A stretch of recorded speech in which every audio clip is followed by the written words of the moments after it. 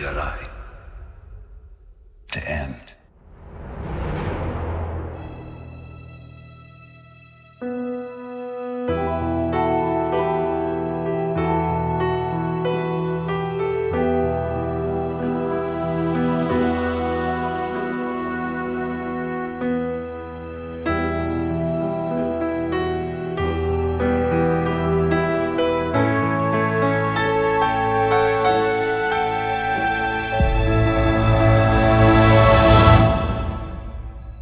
Hello, ladies and gentlemen. Welcome back to another episode of Observation Conversations. My name is Reid. And I'm Jonathan. And we have a very special episode for you today. The second episode in our Star Wars The Disney Era series.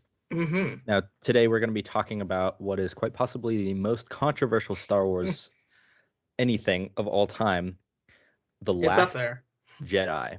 Yes. Rian Johnson's magnum opus, or more accurately, opus pocus. But yeah, we're going to be going through the film. If you haven't seen it, don't. But Not sure spoiler warning. Yeah, spoiler warning, just in case. We're going to be going through the film, asking some questions about the choices that were made. And then we're going to be introducing a brand new segment in which we try to rewrite the movie and make it better. Because it's easy to be a critic, but it's harder to be, a writer. And we thought we'd kind of sharpen our creative skills. Agreed. But with that being said... Yeah, I mean, I just as we jump into this, I just want to acknowledge, we talked a little bit in our first episode of the Disney era how, this series really kind of represents the genesis of why we're doing this whole podcast in the first place. Really the seeds for this podcast were planted in the many, many times you and I went back and forth talking about not just the Disney era movies, but this movie in particular, episode 8, The Last Jedi. And just trying desperately to understand why many choices were made, and frankly, just complaining about many of the things we didn't approve of. And there are lots. So this is, this is very exciting. We have a long history with this movie. And unlike the first episode, we actually rewatched The Last Jedi together just a short time ago. So it's very fresh in our minds. I'm very excited to get into it. I was really taken aback by, and I mentioned this as we were rewatching it, a lot of times you watch a movie in a theater and you have a very strong reaction coming out of it, and then you revisit it years later, and sometimes your opinion of it is vastly improved, or other times it's vastly decreased. This time, the movie is pretty much exactly as I remember it. Yeah. Just with the benefit of 4 years hindsight. And so it was very interesting to revisit it, but almost all of the problems that I had 4 years ago, I still have now. And that's why, as we were watching it, I just made a list of questions that I had. Unlike our traditional videos where we would do a full plot synopsis, we're not going to do that because we're assuming that most, if not all of you, out there have already seen it or are familiar with what we're talking about. Or choose not to, which is the better option. But exactly. Yeah, this kind of series that we're doing is very much for the in the know Star Wars fans. And so instead of recounting the plot, I just wrote down some questions about things big and small that I just could not, I didn't understand, or choices that were very strange, or just stuff that just it didn't work. So I'll get into that. Are these rhetorical questions, or are we going to try to answer them together? I think some are rhetorical, but in other cases, I just kind of want to work through what they genuinely were thinking of with some of these things, and see if we can't find some deeper logic behind it. It's a tool to kind of highlight the problems in this. Exactly. Yeah. Exactly. But I'm sure many of these will be rhetorical because they're just beyond us. 4 years later, we still don't understand why they did a lot of these things. Yeah. But yeah, so I'll go through this, and then I'm very excited to hear about your rewrite, because I know you've given this a lot of thought, and I'm excited to see if we can't fix The Last Jedi, because God knows that's been our goal for many years now, 4 years. Yeah, so. I'm excited. I just know, like, we've shit on this movie so much, and it's so easy. I remember when it first came out, that was at that period when we were in high school, but in different states. So like 3-4 months would go by, and then we'd like FaceTime for a while and just catch up. Yeah. And we both were talking about this movie, and I think one time we had a conversation that was like 6 hours long Oh my God. Yeah. about this movie, and that only wasn't this. the only one. Yeah. And Yeah, that was not the only one. we chatted for like half an hour, caught up, like, oh, what have you been up to? Have you seen The Last Jedi? Yes, it was terrible, and then 6 hours. Yeah. So we've shit on this a lot. I think it would be good to try to provide some constructive criticism where we're able. Absolutely. But also, And it's fun to shit on things. So yeah, I mean, sometimes leave there a are comment movies. and say what you hated most about this movie. And I mean, honestly, sometimes there are movies that deserve to be shit on, as we saw with Space Jam, A New Legacy, and as we're gonna see with this. So let's get into it, shall we? Let's put on our hazmat suits and dive into this cesspool.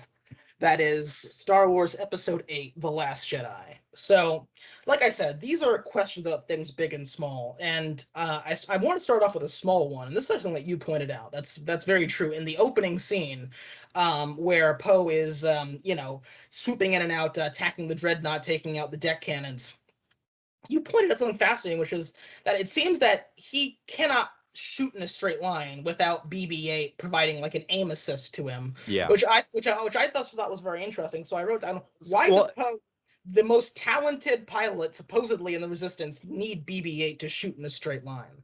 That's very strange. It's not just that too, because the TIE fighter nails him in the back at one of his engines, and somehow that damages his like gun coordinator thing, which is on the internals of the ship. It should be like a small computer chip. So striking the engine shouldn't do that. And then BB-8 is trying to fix it, but when he's like swooping in to take on this cannon, he's just going straight forward. Like the cannon's here, his ship is here, and he's just whoop, straight line. Yeah. Shoot some lasers, but he needs the guidance system to do that. Yeah, it's just like, what? So much for being the most talented pilot in the Resistance. Like I get you need some kind of high stakes drama, like reason that he can't shoot the target. Make it that like there's too many TIE fighters on him that he can't get close enough. Yeah. And then he pulls some tricky maneuver, or even like tricks the deck cannon into like shooting down their own TIE fighters, and then like that'd some be kind awesome. of creative solution. But no, absolutely. it's just I can't shoot straight without my computer doing it for me, because with my little soccer ball best friend. Who sells many toys, certainly. It's that's the only real reason that because this movie has had its own cutesy gimmick to sell toys, and the Porgs. They didn't need to put such a big emphasis on BB-8 again this time around, but because it did so well from The Force Awakens, I'm sure that was a Disney mandate, to give BB-8 more moments. Well, I'm actually surprised that they didn't change up BB-8's look in this movie, because that's something they do a lot too. In every Marvel movie, each character has a new costume so they can sell new action figures. You would have thought that they'd do the same for BB-8, have a new version. I mean, they do have that like First Order BB-8. It's like the black one. But, kind of the First Order version. Yeah. So that was my first question. So next up, another observation that you actually made.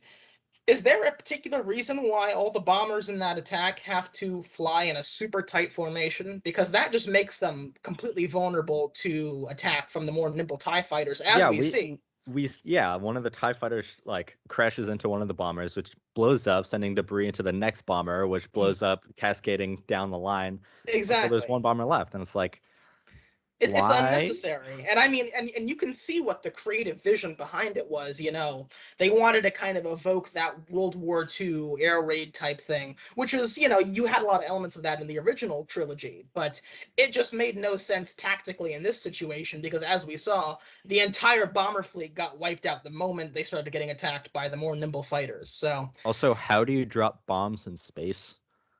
Well, that's another question. They're above a planet, I guess, but in that shot, the planet isn't directly below the dreadnought.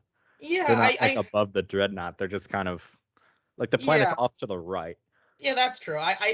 I'll give them that in the sense that they're probably gravity bombs. I'm sure they have that technology. I guess, yeah. In fact, I think that's probably what Rose's sister, the one who dropped the pivotal bombs in that moment before getting incinerated. I think that was the device that she was trying to activate. That was the gravity activator thing. I think that's what that button was. It was the dropper. Yeah. So if I had to guess, that would be the explanation. But you make a very good point. So moving along. We, of course, had this big climactic final moment from The Force Awakens where Rey is face to face with Luke Skywalker for the first time. And we pick up right where that moment left off in this movie. And Luke just throws his old lightsaber away like garbage, like completely worthless. And my question is, why does he do that? But I think beyond just why, I think that moment is one of the many that's reflective of the creative direction of this movie's sole writer-director, Rian Johnson. Because in Rian Johnson's mind, you can understand why he would do that. Because his whole mission statement is to disregard and get rid of the past. Let go of the past. Kill it if you have to. Yeah. And so this is part of that process, part of that purge, if you will. But there's so many ways to go about this too. That's one of the things I addressed, which we'll get to. But why does he throw it away behind him? Because it completely serves to undercut the emotional moment that was established in the previous movie. Yeah. And it seems like a very personal slight against J.J. Abrams. It really does. For no apparent reason. And not the only one, as we'll see. But you're absolutely right. And it's played for a joke. Exactly, it's played for comedy, and it makes sense as part of Rian Johnson's mission statement. But the fact of the matter is, it is so against Luke Skywalker's character as we've known him from the original trilogy, and you just have to imagine that despite what the writer-director wants, that has to count for something. And we know that Mark Hamill and Rian Johnson were not the best of buddies during the production of this movie. Mark Hamill obviously, feels very strongly about that character, is very closely identified with him. And, he felt like he had a good idea of what that character would and wouldn't do. And Rian Johnson was not interested in what Mark Hamill had to say, because he was there to make sure that his script was portrayed on screen as he saw appropriate. Yeah. But I have to imagine that was one of the things, probably one of the first things that Mark Hamill would have pushed for, would be to handle that moment differently, because it is just so outside of what we've seen from the Luke Skywalker character, and just makes no sense. I'll give them this, that seeing it for the first time in the theater, you're like, well, okay, that was surprising. You might even say it was funny to watch for the first time. Yeah, that was one of the things, seeing the movie coming right out of the theaters. I think I did enjoy it. I had a good time. Yeah. It was just the more I thought about the movie and heard what other people were saying about the movie and just thought about it for myself, the more I realized that this movie is super flawed. Absolutely. And that's one of the many moments that just doesn't make any sense. Absolutely. And that's the other thing about Rian Johnson, is another one of his big goals in this movie, and it's become a meme ever since, is subverting the audience's expectations. That's what he wants to do time and time and time again. And this moment definitely achieved subverting my expectations. When I saw it in the theater, I didn't find it that funny, but I was surprised because I remember how big that moment felt at the end of Force Awakens.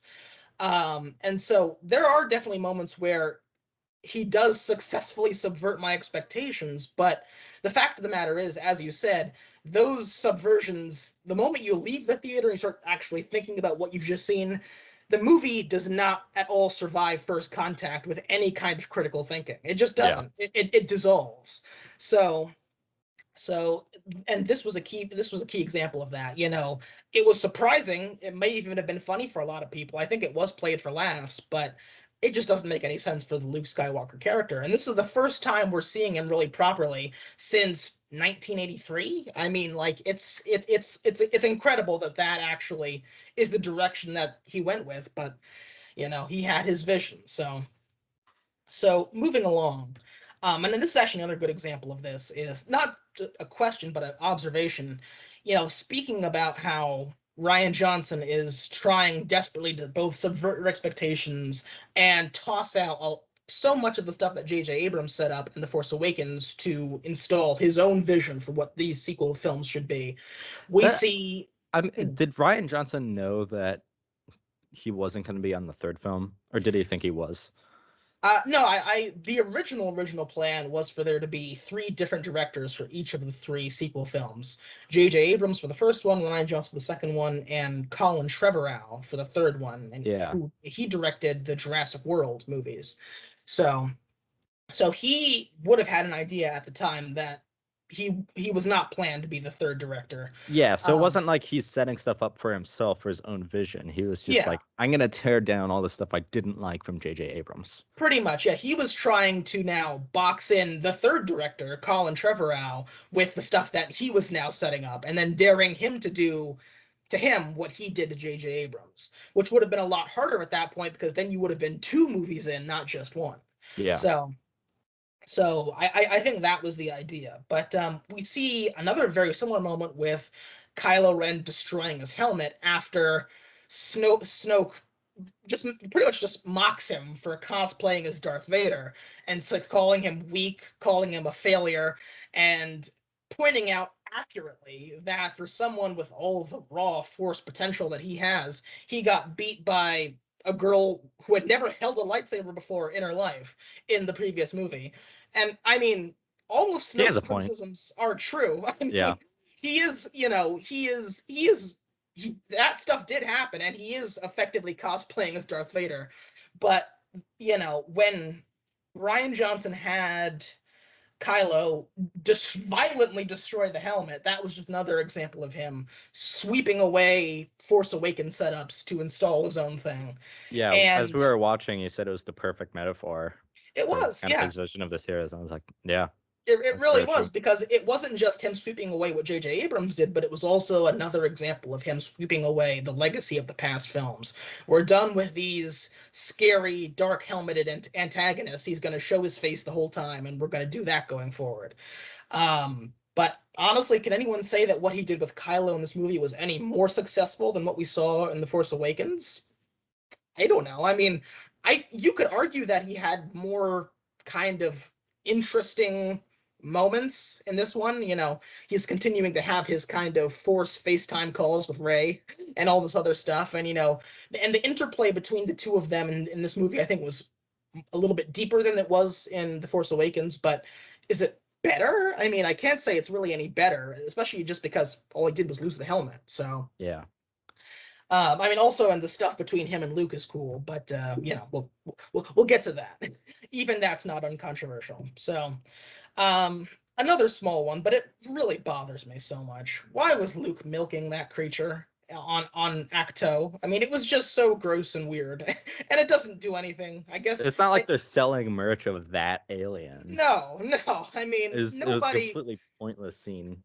Yeah, I mean, there are lots of, the fans will dive into Star Wars to try to find information about the most minute details, but I don't think anyone was desperately wondering, where does the blue milk come from? I don't think anybody cares where the blue milk comes from, and I don't know of anyone who's particularly happy now that we know where the blue milk comes from. I guess that was also supposed to be played for laughs, but it fell flat with me. It fell flat in my theater. So I remember like actively cringing seeing that. Yeah, honestly, it was just, that was really the first moment where I realized, this movie is not gonna be what I want it to be. So moving along, this is a bigger point. So the First Order and Kylo, they're attacking the Resistance Star Cruiser. They can't just jump up to light speed in hyperspace, because the First Order has found a way to track them through hyperspace. And so all they can do is just go full thrusters forward and divert all power to the shields to the back, because they're getting shot at from the back. Yeah. But Kylo and his kind of squad, they attack the Resistance Star Cruiser, and they blow up the bridge. Leia gets violently thrown out of the bridge.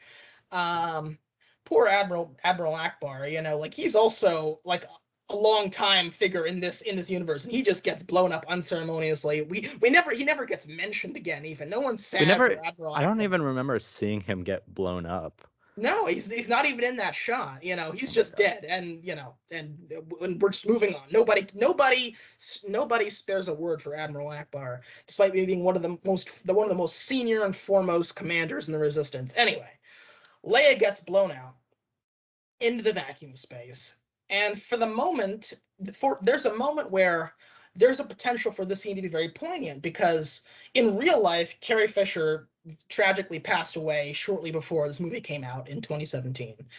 And, of course, the movie was written and filmed long before that happened, so they couldn't have known. But I was thinking to myself, and I'm sure I wasn't the only one, well, maybe this is kind of how she goes out, effectively killed at the hands of her son, even though Kylo didn't actually pull the trigger in that instant, but a quick editing trick and he could have. And she met the same fate that Han did in The Force Awakens. That would have been poignant and thematically connective, and that would have worked, and it would have been sad, but hey, that's war, right? That's kind of the point of all this. In war you lose people, and that would have been a very powerful way to do that, and that would have been a big emotional moment. But of course, no, we can't have that. She starts flying back towards the bridge like Superman and knocks on the door. And by the way, it's not even an airlock door. It's just a single door to that on, room that in the interior of the spaceship. Space. Yeah. And she, she's a little banged up, but she's alive, and she comes back into the ship. And I mean, when I tell you my eyes rolled back inside of my skull when I watched that for the first time, I mean, I could not believe what I was seeing. And let me say this. It's not the kind of thing that I would have been upset about at all if they had just dropped one line, something, anything, and The Force Awakens are here explaining how Luke, after the events of Return of the Jedi, trained Leia in the ways of the Force, and she now is experienced with the Force. If they had just dropped a line or anything in that, it would have been a lot better. But as is, not only is this the first time we're seeing Leia use the Force in any major capacity, but it's to use this power that we have never, ever seen anyone use. Yeah. Yeah, I mean, I guess the idea is she, at the moment of impact, she put herself in a Force bubble, complete with oxygen, so that she would be protected when she was flung out into space, and then she essentially just pulled that bubble back towards the ruined hull and opened that bubble enough to then knock on the door so she could get let back in. Yeah. And I suppose that's what we're supposed to believe, but we've never had any inkling, any suggestion of this before, and it was just so like, wow, like this is what's happening. Like it's a wasted writing opportunity, because in this moment we see her use an incredibly powerful Force trick. Yeah. But instead of thinking, oh, she's that powerful, we think, oh, she can use the Force. Exactly. Because we haven't seen it, so it has completely wasted potential. But to give you like a brief sneak peek of one of the things I had rewritten, she scolds Poe. Maybe she like uses the Force to like bring him forward and have him like stand at attention, which would draw parallels between her and Vader, who's her father. Yeah. But that way we have a moment where it's like, oh, she can use the Force? That's cool. And then the hole gets blown. She gets flung out into the space and then uses the Force to bring herself back. And we're like, oh, she's that powerful? Exactly. So it's a double hit.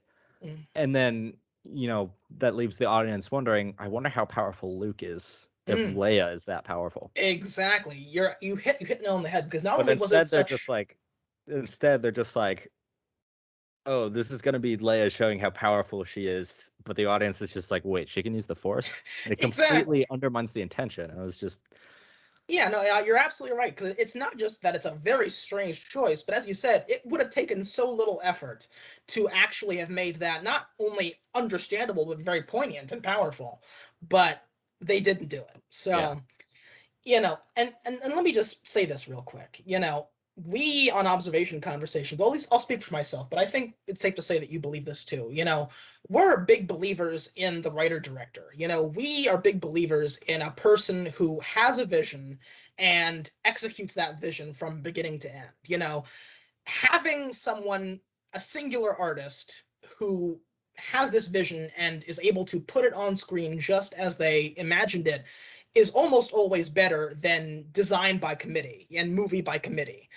And so, on paper, it seems really good, the idea of The Last Jedi, because you have this writer director, Rian Johnson, who did genuinely good stuff before this. He did Looper and a bunch of really well received television episodes, and having a writer director is typically a big benefit.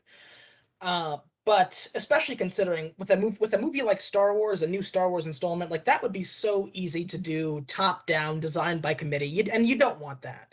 Yeah. We saw that a little bit with the Rise of Skywalker, and that was a big reason why it had all the problems that it had. But in this case, this is one of the few times where I have to say it really would have benefited from some powerful creative voices other than just Rian Johnson. Here's what I'm gonna say. I think writer directors are good for individual films, kind of artistic visions. I don't think they work for franchises. I think you need a writer's room for a franchise to bounce ideas off, and then a director who, works closely with the writers, or maybe they're on the writing team or just in the writing room. Yeah. But with a franchise, when you're establishing a franchise, you have this predetermined look that you're trying to continue on. So it wouldn't be, let's bring on this director who has, this wild vision. No, you should be copying kind of the style of George Lucas. Yeah. Because that's the job of the director for that movie. Yeah, and I think it was a big benefit to The Force Awakens that you had not only J.J. Abrams writing and directing, but you also had the other half of the writing team be Lawrence Kasdan, who cut his teeth on The Empire Strikes Back. Having that connectivity with someone who was in those writers' rooms on the original films, that's a big part of the reason why that movie felt by far the most naturally fitting within the Star Wars universe of the sequel films. Yeah. This movie had a big problem with, a lot of the canon of the previous films, as did the Rise of Skywalker in many ways. So I think that this movie I would love to see a version of this movie where Rian Johnson is still the director, but he's at best only co-writer, possibly even not even writing this movie at all. That's what I would like to see. Don't play it super safe again like The Force Awakens, but have people who are kind of the keepers of the lore in the Star Wars universe, so to speak, because as we've seen, I mean, Kathleen Kennedy, she means well, but she's not that, she's a suit, she's not a Star Wars diehard, and you need someone like a Lawrence Kasdan who really understands this universe to come in and kind of provide that direction a little bit. So yeah, it's like with the Marvel franchise, that's one of the things they've started doing, which I really appreciate, is they'll actually bring on independent directors. And I believe those directors have some say in the writing process, but it's still a writer's room. Yeah, no, absolutely. It's not one or two guys that aren't getting, input from each other. Absolutely. Or from outside sources. I remember watching a video that looked into like Wonder Woman, and how that director, I think she was also a writer director, or she had very limited criticism while she was writing it. And then it just didn't work as well because there wasn't that kind of constant feedback. Yeah. The third act of Wonder Woman definitely could have benefited from some outside voices, I think, because it started off really great, but then that final battle did not work for a lot of reasons. But that's a Wonder Woman video. Yeah. But well, honestly, I think most kind of film and TV writers, like every room should have just like a straight man. Yeah, no, Just like some absolutely. dude. You know, Yeah. I was thinking about this the other day. I saw some like really stupid kind of advertisements and like Mm. commercials on TV. It's like these aren't funny. And Yeah. like the people in the marketing team have their heads so far up their asses. I think you just need like a straight man to be like, yeah, this is dumb. And that's all Or he gets paid to do is just like, yeah, or yeah, even better than this is that, just great. have the yeah, no, yeah, even better than that, or kind of similar to what you're saying, is have a script doctor, have somebody who Yeah. then comes in, and after the, the what the main writers consider their final draft to be, give that then to the script doctor so that they can then just then go through and pretty much proofread and point out this doesn't make sense, this doesn't work with the continuity, this could be better, this, move this to here, and so on and so forth, rework this, and then just have that person kind of act in that role, because this movie, a lot of it would be so much better, not even with a full rewrite, but just a script doctor, someone who could point out, well, hold on, this doesn't really mesh with this, and are we sure we want to do this, and so on and so forth. But it was Rian Johnson beginning to end, and for better or worse, this is his vision Yeah. on screen. In hindsight, honestly, I actually have to give Disney a lot of credit, and it's odd to say this, but considering how high profile this movie was, and how big a part of it, how big it is as part of the Disney's overall kind of strategy for Star Wars, which is a huge part of their overall company, it's incredible they gave so much power to a single person. Yeah, you'd think they'd have more like corporate or producer influence. Honestly, yeah, like Like, I that like what Warner Brothers does. yeah, They have their like, grubby little paws in almost every movie. yeah, Warner Brothers Um, does to a fault. yeah, you and know. I'm surprised Disney didn't do the same with this. Yeah, I so mean, in they that probably way, knew it was gonna make boatloads of money either way, oh and yeah, they were no, right. It did, but yeah. like, still, No, no, totally. I mean, it's because it's a new Star Wars installment, it's too big to fail. But in that way, I actually have to give them credit, because I'm astounded that they gave so much power to a single individual. Even if that individual made a lot of choices I didn't agree with, I respect that one person pretty much was able to put their soul stamp on a whole Star Wars movie. we don't That's pretty respect incredible. Ryan Johnson, but we respect Disney on Exactly. their decision. We respect Yeah, what he was able to convince them to let him do. Because I don't think that any single person, in fact, I'm pretty certain that no single person has had a bigger say on what Star Wars looks like than, it's George Lucas and him, pretty much. Maybe like Dave Filoni, because he does like the Clone Wars and all the animated series, and he's half of The Mandalorian. But or Jon Favreau maybe. yeah, but that's the thing with Jon He's Favreau is only The Mandalorian, and he's only half of it with Filoni. But in terms of a single person, you well, have Jon Favreau has been he also worked on Solo. I think he was part of Rogue One. I think he's been at least he's had some connection to most works after the original yeah, George Lucas films. yeah. I'm not sure about that, but I definitely know Filoni is involved with a lot of that stuff. But yeah, no, it's incredible to think about. Who knew the second most powerful person after George Lucas would be Rian Johnson? That is a shock. But anyway, moving along. Um, so we skip ahead a little bit here, and this is where Finn and Rose are going on their adventure to their little side quest to the Canto Bight casino planet, because they have to find a code breaker that's going to get them on to Snoke's dreadnought, so that they can interrupt the tracker long enough for the Resistance fleet to escape. And just a very small thing, but I thought it was very strange.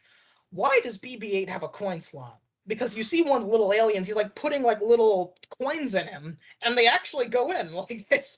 Even later on, you see the coins jangling around as BB-8 is rolling along, and I just thought that was such an odd detail. Like, why does that work? Why Like he does has tons of compartments, but like specifically a coin slot it's that is very like the perfect strange. size for Yeah, it's those very coins. yeah, very strange. That's just a very small thing, but I don't know why that's there other than for a quick joke.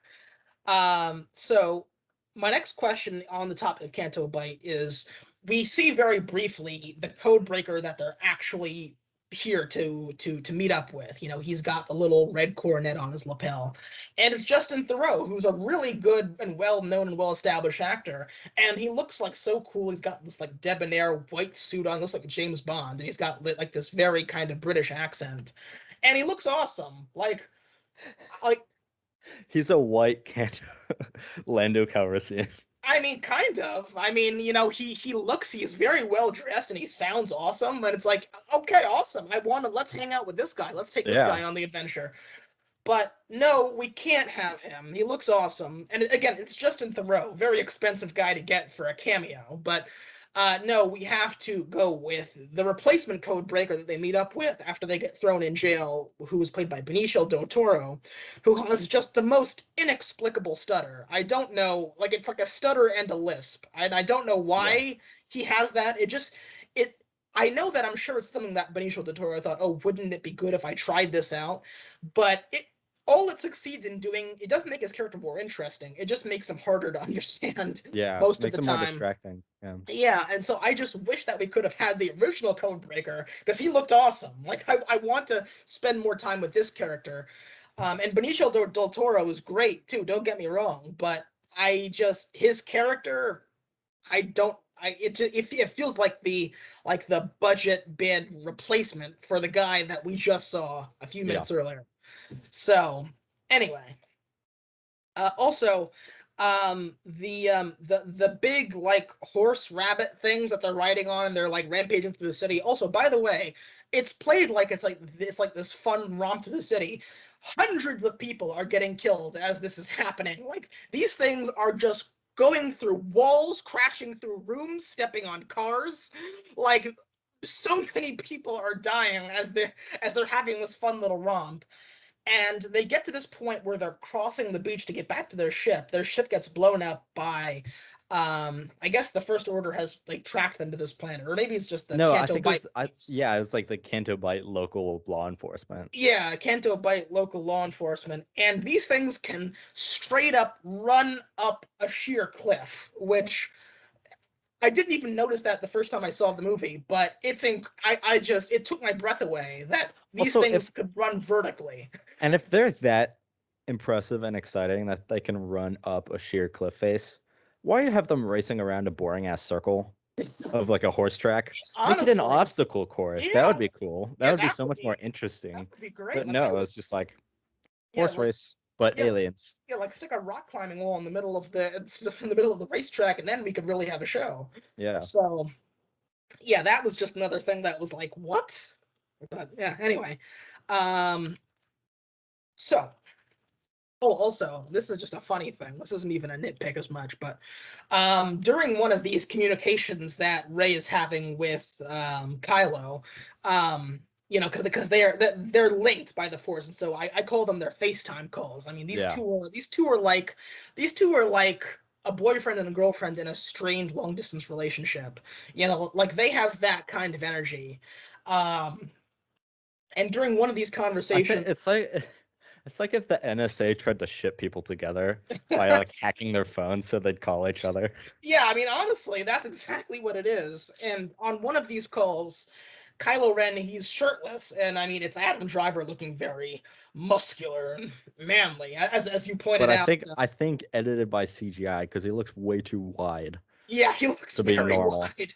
He looks very, very wide. It's true. And you called him Ben Swolo, which I thought was hilarious. Well, I didn't come up with that. That's been a meme for a while, but yeah, but it's accurate. So fitting. Yeah, because it does look very wide and very.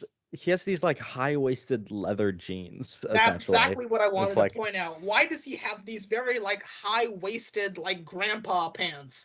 Like they're like up past his belly button. It's just very strange. They're like this like nice latex or like leather, but they're like grandpa pants. It doesn't make any sense whatsoever. Yeah, I just thought that was very funny. But yeah, Ben Swolo. So anyway, on a more serious note, we go back to Octo, and Luke has been trying to train Rey. Also, actually, here's a 2-in-1 question. The first is, I didn't even write this one down, but we never really understand what that dark side area of the island is. It's left very ambiguous, and I guess that's Yeah. intentional. It's very kind of spiritual and up to interpretation, but we never really understand if the dark side area is literal, like that's an actual spot on the island, or if that's just something that exists in Rey's head. But yeah, that's just that may just be up to interpretation. But I mean, the way I interpret it is it's like part of the balance of the Force, because we consider the Jedi Temple is the light, and like you have the sun shining down on the islands, and then you have this deep cavern underground, and that's the dark side. Yeah. But it can't be like the origin of like the Sith or like the dark side of the Force place, because we see that later in the next movie. Yes. Where Yeah. there's literally like this whole planet that's, yeah, I don't know. Yeah, pretty much. So yeah, but also, eventually Rey gets fed up because she realizes that Luke, he's just old and bitter now, and he's just haunted by the demons of his past and haunted by what he almost did to Kylo. You know, he sensed the dark side in him, so in a moment of impulse, he pulled his lightsaber on him, but he immediately regretted it. But of course, at that point, Kylo had woken up and deduced that Luke was about to attack him, so that's kind of how that whole situation started. And so she gets fed up, gets out of there on the Millennium Falcon, and Luke is about to burn the sacred Jedi texts until Yoda's Force Ghost returns and comes back, and he calls down lightning from the heavens and just incinerates the ancient Jedi temple. And I mean, I won't even question that Yoda's Force Ghost can call down lightning. You know, like I It will was buy that pretty cool. It was in my cool. mind. That was cool. Yeah. I enjoyed that. No, it was cool. And I will grant them that, sure, he's just that powerful, because he is that powerful. But Yoda's Force Ghost itself looked very odd because it was part puppet like it was in the original films, and it was also part CGI. It had like a CGI sheen over it. And I'm wondering, why did they just pick a lane with Yoda? Because if they had just gone puppet, yeah, it would have looked odd by 2017 standards, but hey, I mean, that's true to the original. And if they had just gone CGI, it probably would have looked better, even if it would have been a little bit jarring to see him so glossy and computerized. Like such But smooth movement. Yeah. exactly. But they did both. And I think that was kind of the worst of both worlds. It kind of, he just kind of, he kind of was in that uncanny valley space where it was like, you could just tell something is off, you know? Yeah. And so that was another thing I was wondering, was why did they just pick a lane with how Yoda is supposed to look? But here's a huge one. Why didn't Admiral Holdo just tell everyone her plan?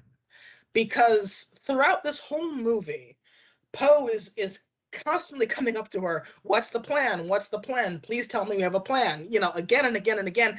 And it's entirely fair and reasonable for him to wonder. I mean, the Resistance is down to its last legs. Like, they need to be able to react to situations quickly. If there's a plan, the crew needs to know it. Yeah. But Holdo keeps not telling him, and not even telling him why she can't tell him. And it's so frustrating to watch as an audience member, especially considering, like, at a certain point, when watching the movie the first time, I thought, oh, they're doing something very clever.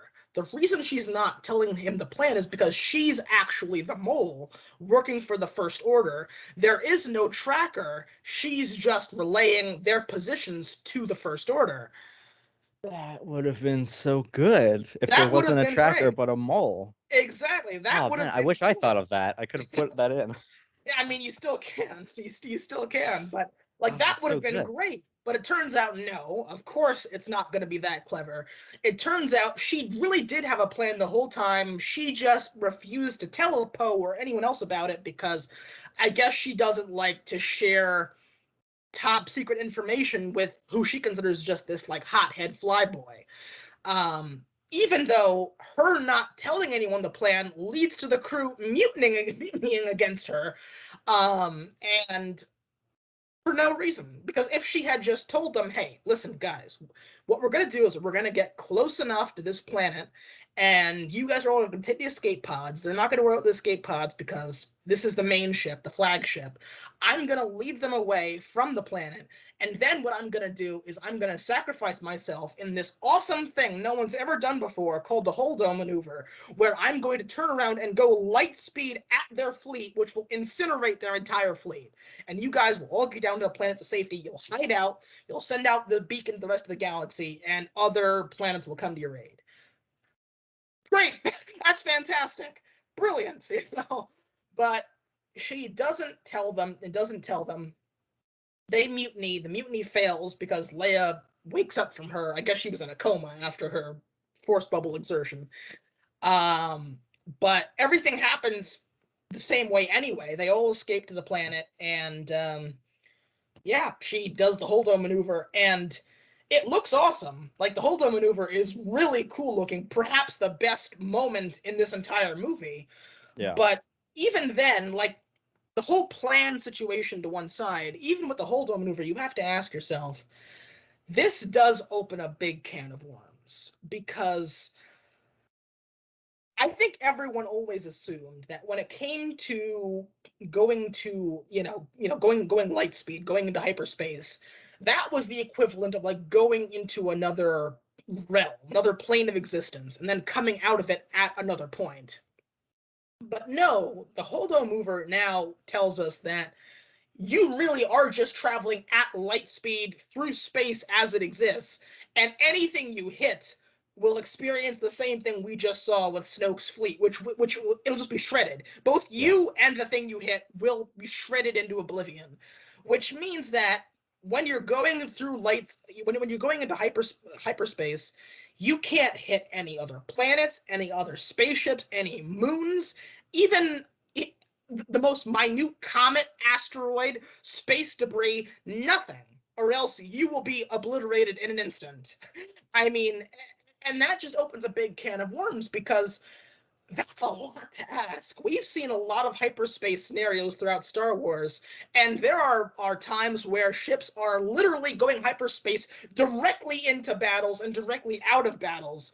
You can't tell me that they're hitting nothing in that time. Yeah, well, I think that's why ships have these kind of navigation systems for navigating through hyperspace. Mm-hmm. If they could just like go into hyperspace and phase through stuff, you wouldn't have ships taking off planets to jump into hyperspace. They would just immediately go into hyperspace and just phase through the planet. Yeah, that didn't bother me as much. I think you need a little bit of suspension of disbelief. I mean, I think the question becomes like, why doesn't the Empire have, or the First Order have these like hyperspace railguns? Yeah. Where they just shoot a rod at light speed or faster than light speed at these ships. Yeah, pretty much. But yeah, but, I guess it does require suspension of disbelief, but still, I mean, it's just, as we were saying, the moment you think about this stuff, the logic completely dissolves. Like, it, and also, I mean, if this Holdo maneuver is possible, it's very hard for me to believe that no one has thought of doing this before. Imagine how helpful this would have been with the Death Star, either of them. Imagine how helpful this would have been with any number of situations. I mean, if all you need is one ship, it doesn't even need to be piloted. You could pilot it, via a droid or whatever. You could just automate it. You wouldn't need to do these massive attacks on the Death Star and lose so many rebel soldiers in the process and rebel pilots. You could just point one ship in that direction and then it's gone. It's just completely destroyed. So it asks a lot more questions than it answers, but it was cool looking, so I'll give it that. So also on the Dreadnought, how is Phasma alive? I mean, Phasma definitely should have died after the events of The Force Awakens, and yet she's back. Yeah. And I guess it's kind of, speaking of suspension of disbelief, I guess you could say it's kind of, it's a little bit of a meme that she comes back, she came back this time, that she would come back again in The Rise of Skywalker. I think they should have had this would have been so fun if they did this, where it's like, she acknowledges the fact that, like, you threw me in a trash compactor. I'm still finding junk in my armor, and then she like pulls out like a banana peel or like some other garbage. Yeah. And it's just like, you'll pay for that.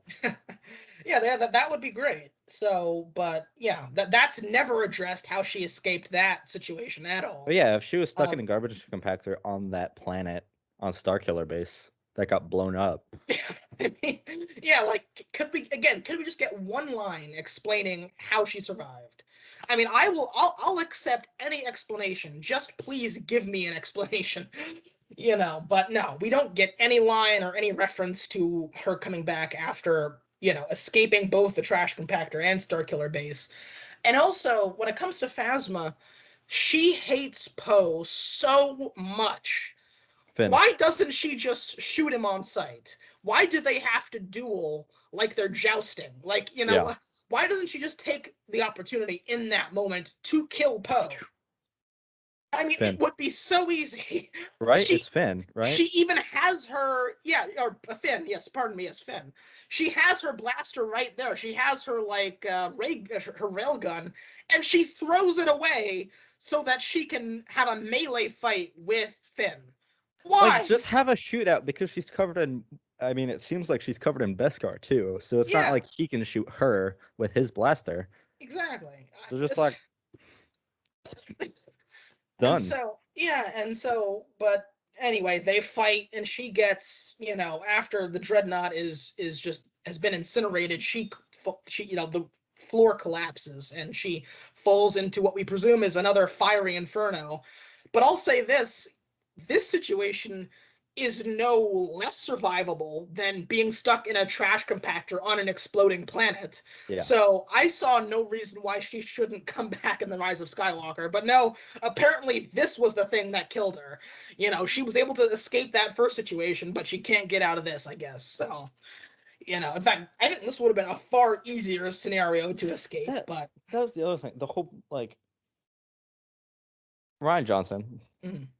He kept doing these things where he'll take something that J.J. Abrams created or did with the characters, and he'll just fuck it up. It's like, no, it's going in this direction. No, we're doing this. Yeah. Captain Phasma was thrown into the trash compactor in J.J.'s movie. Yes. Rian Johnson didn't have to bring her back. Exactly. He could have just had her stay dead, and then rather than bringing her back just to kill her off again. Yeah, and that's why I think he was fueled by spite to say, JJ, all of your ideas are dumb. Yeah, pretty much. Exactly. I don't know. It's like it. Yeah. So that was another big question. Okay, this is one of the absolute biggest ones. So in that climactic scene in Snoke's throne room, we have this. This is one of the best scenes in the movie where he is interrogating Rey, trying to get her to give up Luke Skywalker's location. And in the throne room scene, we get a sense of just how unbelievably powerful with the Force Snoke is. Like, this is Rey we're talking about. She's a very high power level in her own right. Yep. Yeah, well, yes, well, that's true. But, however she got there, she's very powerful. And Snoke is literally throwing her around the room like it's nothing.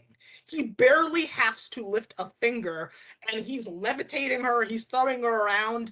She tries to pull her lightsaber on him. He flicks it around the room and hits her in the back of the head with it, while barely moving. He's that powerful. Like, this is a guy who is easily one of the most powerful Force users we've seen, just based on what we've seen in this single scene. And we get to a point where he's literally toying with Rey and Kylo because he's got that much power.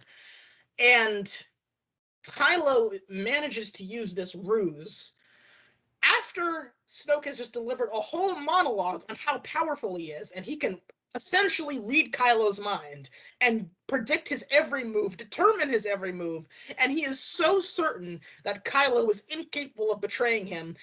As he is saying this, Kylo is in the process of betraying him, using the Force to rotate the lightsaber next to him so it's facing his torso, and then activating it to cut him in half. You cannot tell me that the same Snoke who we just saw 30 seconds ago manipulating lightsabers and throwing Rey around the room could not detect that was happening. You cannot convince me of that. It is an impossibility that guy could not see that ruse coming. It's impossible. You know, there's this great theory going around after this movie dropped, and before the last one, saying that Snoke wanted to be killed so he could become a Force ghost and become even more powerful, yet couldn't be killed. That would have been cool. Sure. If they did that, but no, he gets cut in half and that's it. Yeah, and as we see in the next movie, there are literally pickled Snokes in a jar on Exegil, just so completely undercutting anything that was special about him. You know, he's just clones. The Emperor made him, whatever. Anyway, that's also, the Rise of Skywalker. This is such like a nitpicky thing. But he was sitting on his throne, right? He had his arms on the armrest, and the lightsaber was on the armrest, and it turns sideways, turns on. Which means, you know, at most it would be, you know, shooting him like in the side, going through him. But it gets pulled through him, and it somehow cuts him fully in half. Yeah. Well, let's say the lightsaber was even like all the way back here, and the armrests just go back further or something. His arms don't get cut at all. It's true, yeah. In fact, there's no. How did the lightsaber get pulled forward if he had his arms on the armrest? Well, it should have like cut like through, slicing his arm in half.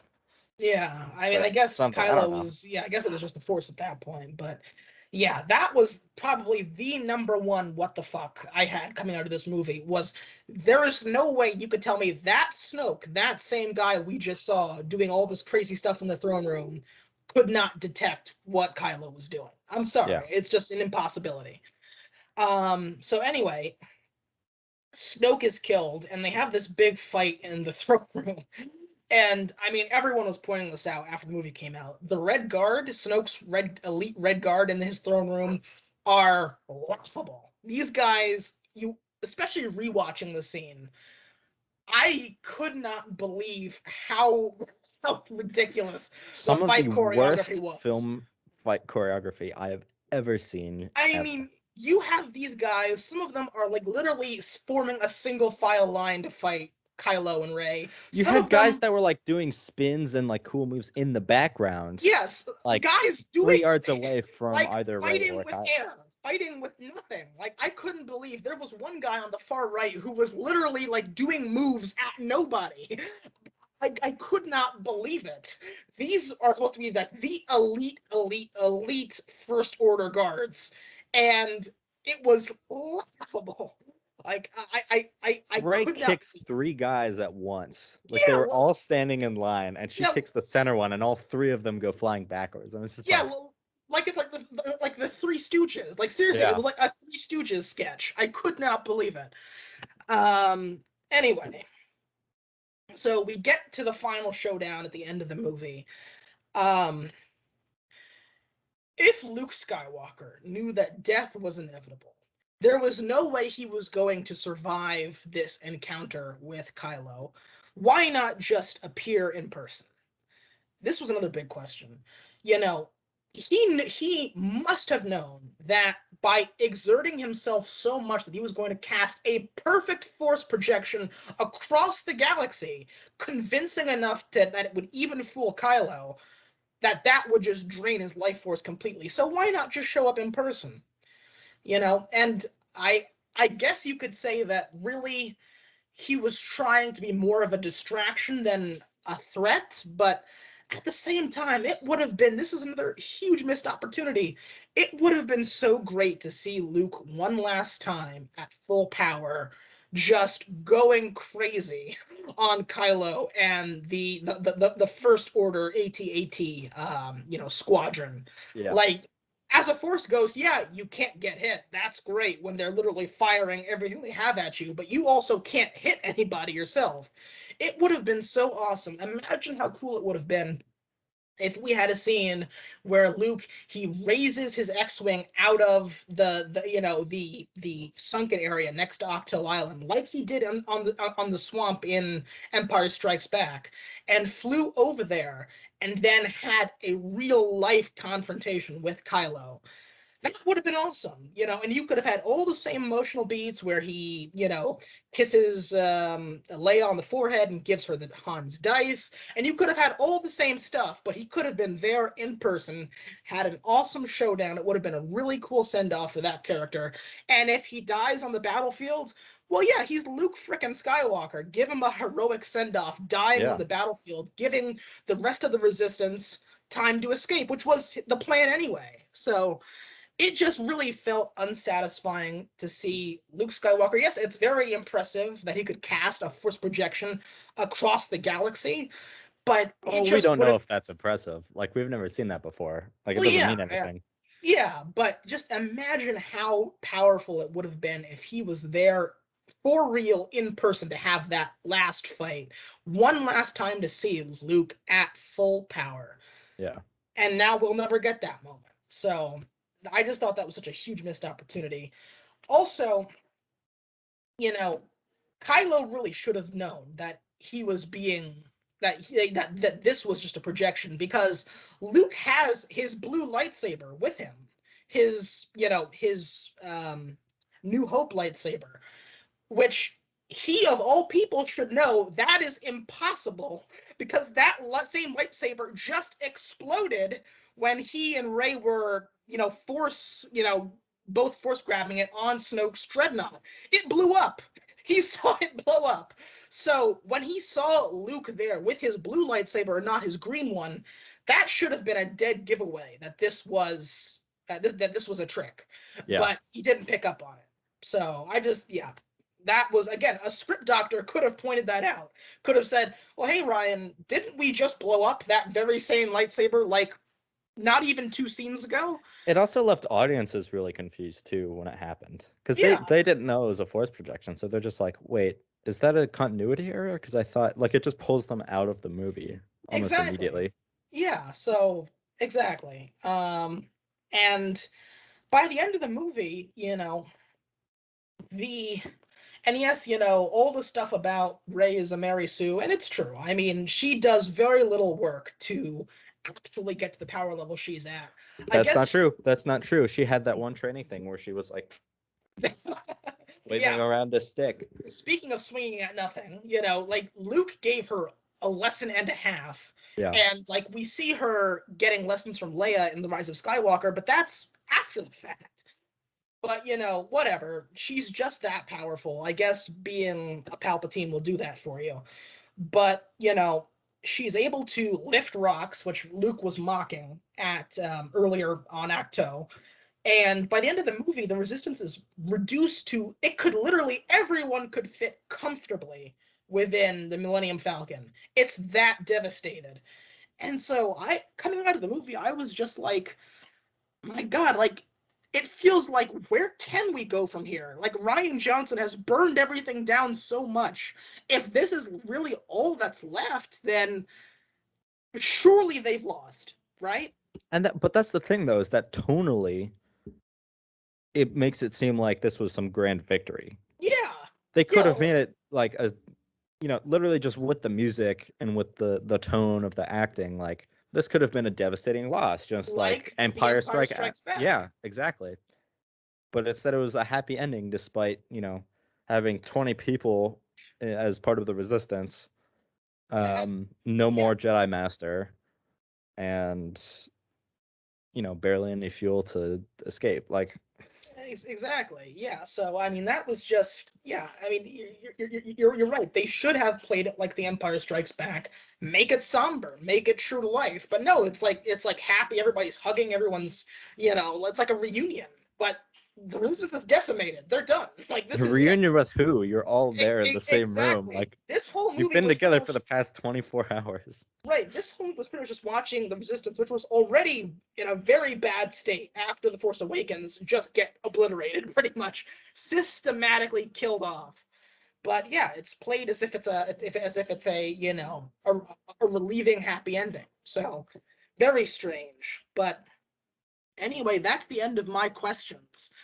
This movie, I mean, it made choices that were strange, that bad, that frankly, there's so many missed opportunities. And again, it's Rian Johnson trying to bury what J.J. Abrams did with The Force Awakens, and in many ways bury elements from the original films to do what he wants to do. And again, I'll give him this much. I respect that a singular writer director can come into a franchise as big as Star Wars and just do their own thing with minimal studio interference. But in this case, they just really needed a script doctor or somebody to come in. Rian Johnson is a big fucking baby. Let me tell you why. This movie is the equivalent of some kid drawing on another kid's drawing in first grade. Yeah, pretty much. That's all it was. It feels like, petty. this is mine. This is mine now. This is my art. Yeah, Look at me. It feels very, very petty. It's really like vindictive too, and I don't understand why. It's Well, not like Rian Johnson was involved with Star Wars and then it was like, oh, fucking J.J. Abrams ruined this for me. I'm gonna get him back and bring it back to the status quo. It's like, no, it was just. I feel like this guy was on like a power trip. And also, you can say that, well, there are actually a few ways that J.J. Abrams got him back a little bit in The Rise of Skywalker, which we'll talk about when we do our episode on that. But it's the same tactics, and it does nothing to, like... That was J.J. Abrams, like, trying to do the same thing that Rian Johnson did, and then just hold on to everything that he had from the first movie. Exactly, but there's one thing that's relevant to this movie I want to point out, which is the very, very last thing we see in this movie is one of the little stable boys from Canto Bight. Yep. He's revealed to be a Force-sensitive person, and we never see that kid again. Like J.J. Abrams does not pick up that thread at all. It just fucking disappears. The kid died like a week later from cholera. Like it was just pretty much. Yeah, like some 19th century disease like yellow fever or something. Yeah. Like, I mean, he lives in a goddamn stable. Of course he's gonna get sick and die. Like, yeah, pretty much. That kid lived like at most a month more. Yeah, and I mean, and you can see what he was trying to do, because, again, Rian Johnson, let the past die, kill it if you have to. His whole thing about this movie was, I am going to tear down all of the dynastic families of Star Wars. Rey is a nobody. She comes from nowhere. Kylo is just killing off his parentage left and right. And this little kid who's not connected to the Skywalkers, not connected to anybody important, he's gonna be a powerful Force user one day. That was his thing. We're getting rid of the dynasties. You don't have to be anybody special to be a Force user. And then J.J. Abrams comes back in The Rise of Skywalker, and he says, no, everybody has to be connected to somebody important. It's all about families. This is a very special moment where it creates a dyad in the Force. Exactly. I don't remember what the fuck it was, but it's all about families and bloodlines and lineages, and everybody's connected to somebody. This is Game of Thrones, bitch. If you're not blood related, you don't matter. Exactly. So that was the last thing. Here's the thing. It's like, Rian Johnson, if he wanted to make this movie all about bringing in new things. It's more about the future, not the past. You don't need to kill the past. Just do new stuff. Yeah. I mean, I think the biggest problem with this movie and, as a whole, this new Disney era franchise, or at least with the new sequels, was that there was no yes and. And that is like the number one core principle of writing and drama and improv and just anything collaborative. You always do, or almost always do, yes and. Absolutely. And there was none of that. It could have been cool if he just introduced a bunch of new stuff and was like, yeah, actually, we don't know where Rey's parents, that's true. Yes, we don't know them. And they were probably nobodies. She's not special. There's a way to do that. But instead, it's like, I don't know. It's all destructive. I think that really is kind of the cardinal sin of the Disney era sequels, which is they didn't have a plan. You say that it's so critical to have a yes and, but in order to have a yes and, you need to have a plan. And what we've seen by the end of certainly the sequel films with Episode 9 is they never had a plan to begin with. You know, coming off of episode 7, we assumed they would have a plan because, of course, it's a huge franchise. How could you not have a plan for it? How could you not have an idea of the overarching direction you want this trilogy to go in? But they didn't. They were literally just winging it from movie to movie. And when you just wing it from movie to movie, you have these massive rubber band effects between new creative teams, new writers, new directors. You know, and that's the thing. You know, they needed desperately to have a cohesive writing vision and a plan for where they wanted the sequels to end up. And so that way, even if you do say, Rian Johnson, write, direct, do it all, this is your vision, he's at least constrained by where everything needs to end up. Yeah. But without that, he just can run roughshod and do whatever he wants. So that is the cardinal sin, the original sin, if you will, of the sequel films. And that's what we talked about it last time. We're talking about it now. We'll talk about it again, most definitely with the Rise of Skywalker, is they had no plan.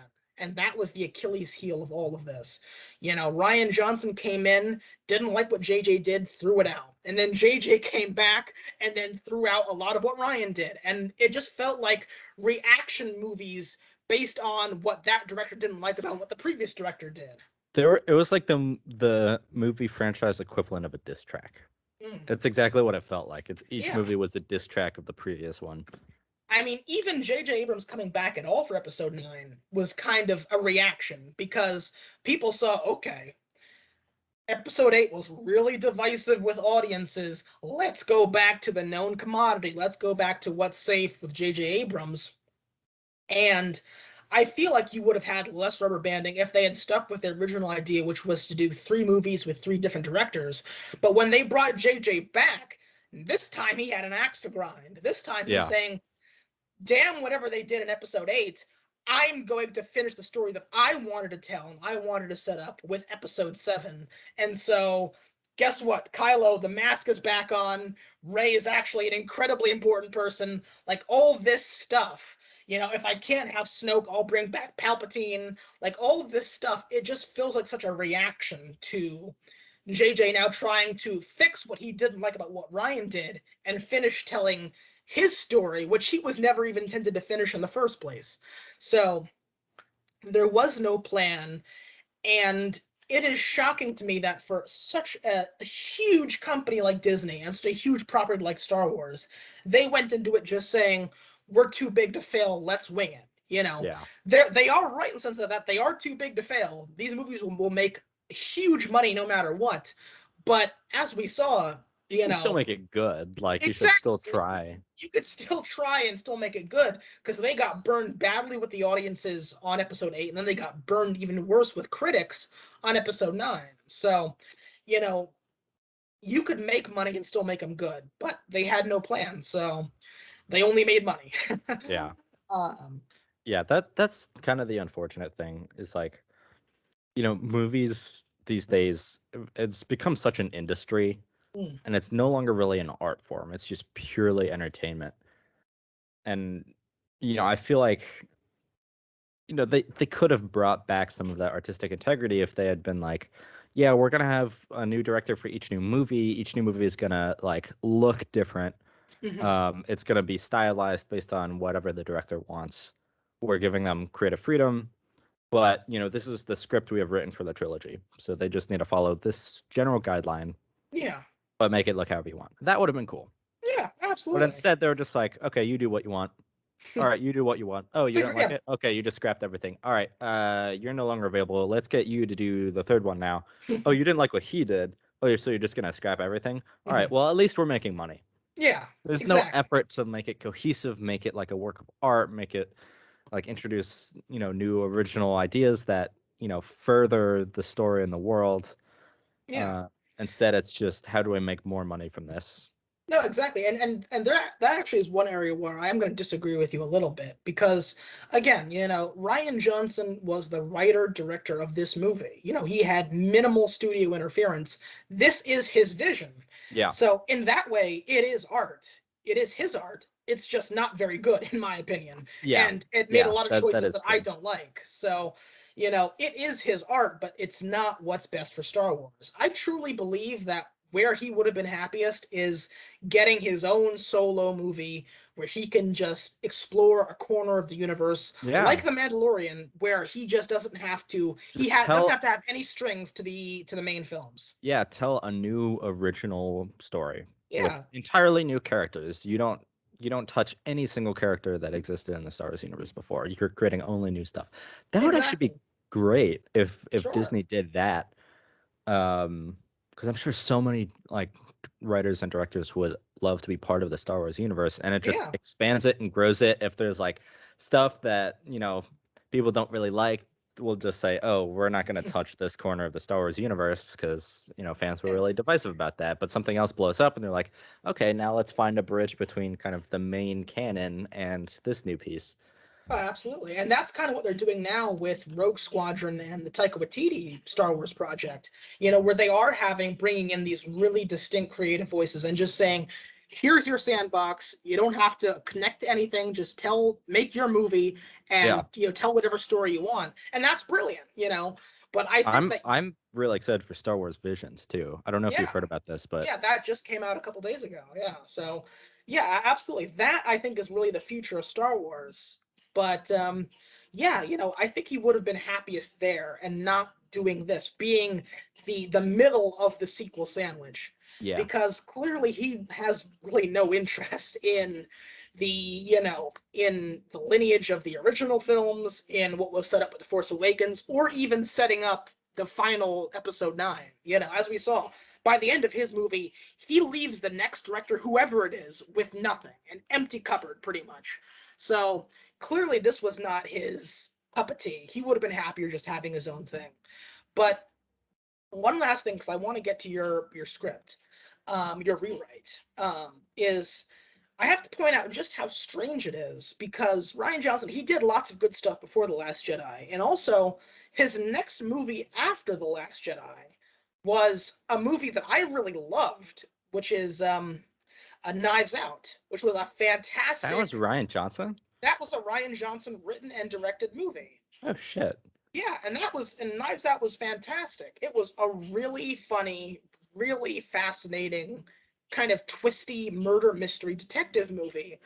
And it was just so strange because he made this movie, which I did not like and had a lot of problems with, and then he comes back and does that, and I love it. And I'm super excited for Knives Out too. So it's just so strange, Yeah, it makes you wonder if his input into this franchise and the kind of how terribly it went. Like, is that an issue of skill? Is it an issue of constraints or lack of constraints? Like, where exactly does the fault lie? Because based on Knives Out, I mean, I haven't seen it yet, but I've heard amazing things, and it's towards the top of my list. Yeah. If he's an amazing writer director and he can do something like that, why did Star Wars go so poorly? Yeah, was it studio interference? Was it just he wasn't in tune with the franchise as it was? Or and I think that's the thing, is I think some artists, some filmmakers, they really are just most comfortable when they're making their own stuff, and they just aren't really meant to be working as part of a greater franchise. I think Rian Johnson's that kind of guy. I think he was excited by the prospect of doing something on the scale of an episode 8, but it's just not his thing, and that's okay, because the stuff that he makes that's completely original is fantastic, like Looper, like Knives Out. So he did Looper too? Yeah, he did Looper. Damn. Yeah, that was kind of his big screen, his debut. Big break pretty much. So yeah, some people they're just not cut out for the franchise world, and that's okay. So, but anyway, that's the end of my questions. But I'm very excited to hear about your rewrite of The Last Jedi. This is the first of our new speaking of someone segments. who is cut out for the franchise world, I'm gonna step into the ring. So I've this movie came out, you said what, 2017? 2017, yeah. It's been out for a long time. I've thought a lot about it, and I've thought about things that would change. But rewatching it today, I actually sat down and was writing as I watched, correcting things. And I had kind of a couple of ground rules. One was to, treat everything that happened in the previous movie as true, as gospel. We're not rewriting the previous movie. We're only, script doctoring this one. Yes. As a result of that, you don't need to keep in mind the next movie. So I wasn't thinking about, okay, how do we keep the same setups for the last movie? We're only focusing on this one. Yeah. And then the third thing I tried to do is just keep as much similar as possible. We're not writing a new movie. That's an entirely different task. Just changing little things, bits of dialogue, fight choreography, just doctoring it a little bit. Yeah. So it's not too much different, but I think it is a lot better. But you'll help me out and see how we go with that. Yeah, we'll get to the bottom of this. Yeah, so we open up with the Star Destroyer showing up, chasing after the fleeing resistance. And, in the actual movie, they just kind of show up and they're just sitting there for like a minute until Poe shows up. And he starts and trolling then they're just Hux. Yeah, and he starts trolling them. That didn't make any sense to me. Why did they just show up and not do anything? So I think instead of having the Star Destroyer show up and doing nothing, they should immediately start firing and destroying ships. Every ship that is currently airborne flees in random directions, which scatters the resistance and leaves them weak and disorganized. They now have very few people, very few ships, but the main cruiser stays, trying to get other fleeting transports to board, while others, scatter. Poe shows up to stop them from firing by trying to distract them. You keep the same negotiation sequence. I thought that was actually really funny. The whole I can't hear you FaceTime call thing. Yeah. But he's stalling so the main ship can collect as many people as they can. And then instead of having, this entire fleet try to attack the dreadnought, Poe is fighting Leia about, attacking this, and Leia's like trying to get him to come back to the ship, and we see another bomber, a lone single bomber, leave out and start floating toward the dreadnought. That way you don't have an entire fleet of bombers explode all at once because they're in close formation, which was entirely dumb and entirely pointless. Yeah. So this bomber moves out, disobeying orders like Poe did. Thematically, this sets up the expectations that disobeying orders can achieve success. It's sometimes you need to disobey orders to, call to action. But the bomber is still destroyed. The sister is killed, which motivates Rose to also kind of go on this journey of, action rather than disaction. But Leia waited for Poe to return because he's her most dedicated pilot and mentee. She makes this big deal about how they can't leave anyone behind. So as soon as he returns, they flee into hyperspace. Then we see Finn wake up, ask where Rey is, yada yada, same as normal. Here we cut to Rey on Luke's planet, standing before him as he looks over his lightsaber. Instead of tossing it out like a big dumb idiot, he ponders it. Clearly emotionally haunted by the destruction it has brought. He hands it back to Rey, saying he has sensed her coming but cannot teach her. He returns to his cabin to meditate. Chewie busts open the door. Rey says Luke must return. He says he is sorry about Han. Instead of cutting then to Kylo, stick with Luke in the scene. Stick with this kind of emotional beat. Continue the conversation. He refuses to talk instead of traveling to a different part of the island to meditate in peace.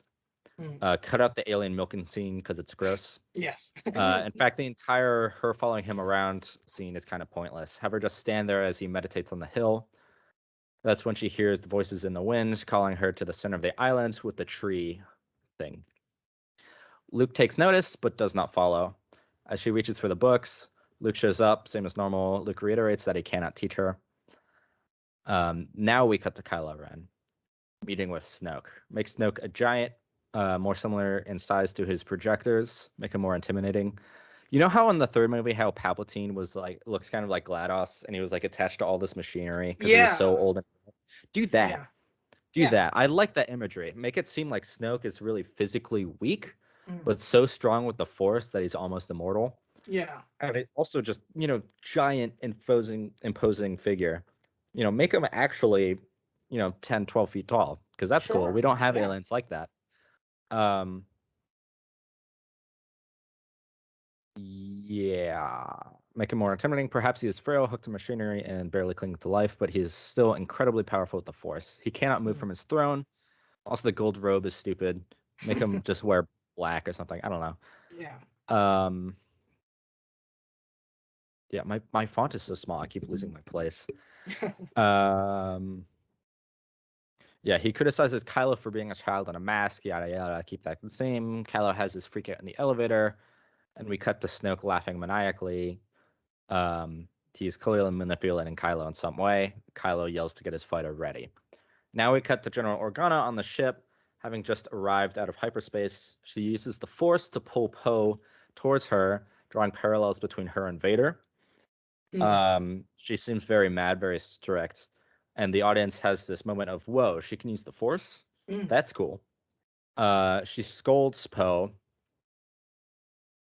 as his mentor. They need to escape, but she had to wait for him instead of just being able to flee immediately.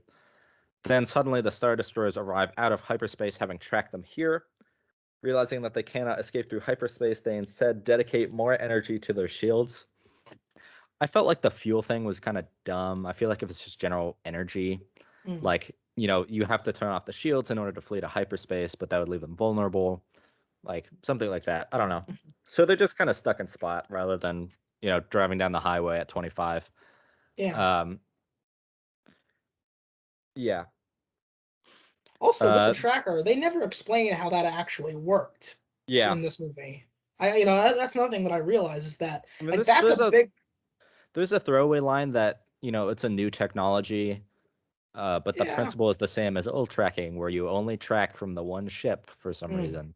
Yeah. I don't know. I liked your idea of having a mole. Yeah, I think that would have been better. I wish I had thought of that, but no, they can. They figured out how to track through hyperspace. Why not?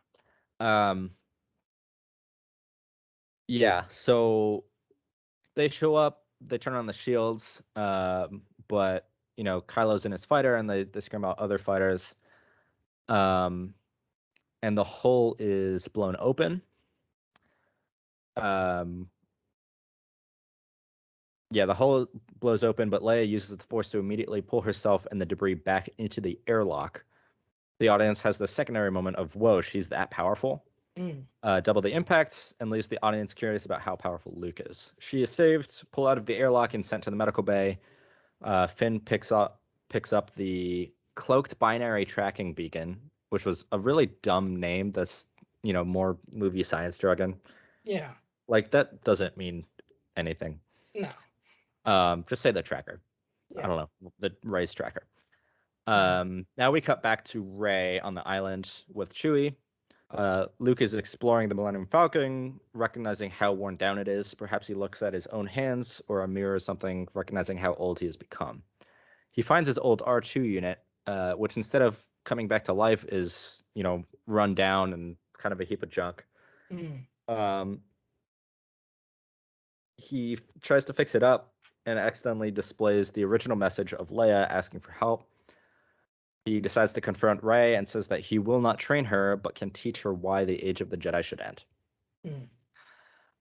Then we cut to Admiral Holdo giving her speech. Poe asks what the plan is. Instead of leaving him completely in the dark and being a big meanie, she should just say that the plan is for him to await her orders. He's angry that he cannot act in the moment. Meanwhile, Finn is trying to escape into a pod, hoping to rescue Rey rather than leading her to, this kind of trap. He runs into Rose, maybe make her less clingy and annoying. Anyways, they come up with this plan with Poe. Things play out as normal. Then we cut to this weird Force moment between Rey and Kylo. Rey tells Luke about it, saying that she has some kind of strong connection with the Force. Luke ponders for a moment. They hike to the top of the island where he delivers his speech on what the Force is. Instead of her feeling everything on the island, instead there is a training exercise. She must picture her immediate surroundings, picture where things are. Like, he moves rocks around and she points them out, whatever. Or he tosses her things and she catches them, kind of mimicking the floating droid thing. But she cannot sense Luke. She realizes that he has closed himself off to the Force. That night, she tries practicing the same exercise, expanding her imagined surroundings to the whole island when she has visions of the dark hole thing and jolts awake. She confronts Luke, who says that she has let herself become consumed by darkness. He has sensed this power from someone else before, Ben Solo. He refuses to train her without an explanation. She returns to her ship when she has another Force connection with Kylo. Cut to Finn and Rose boarding a ship to Canto Bight. Perhaps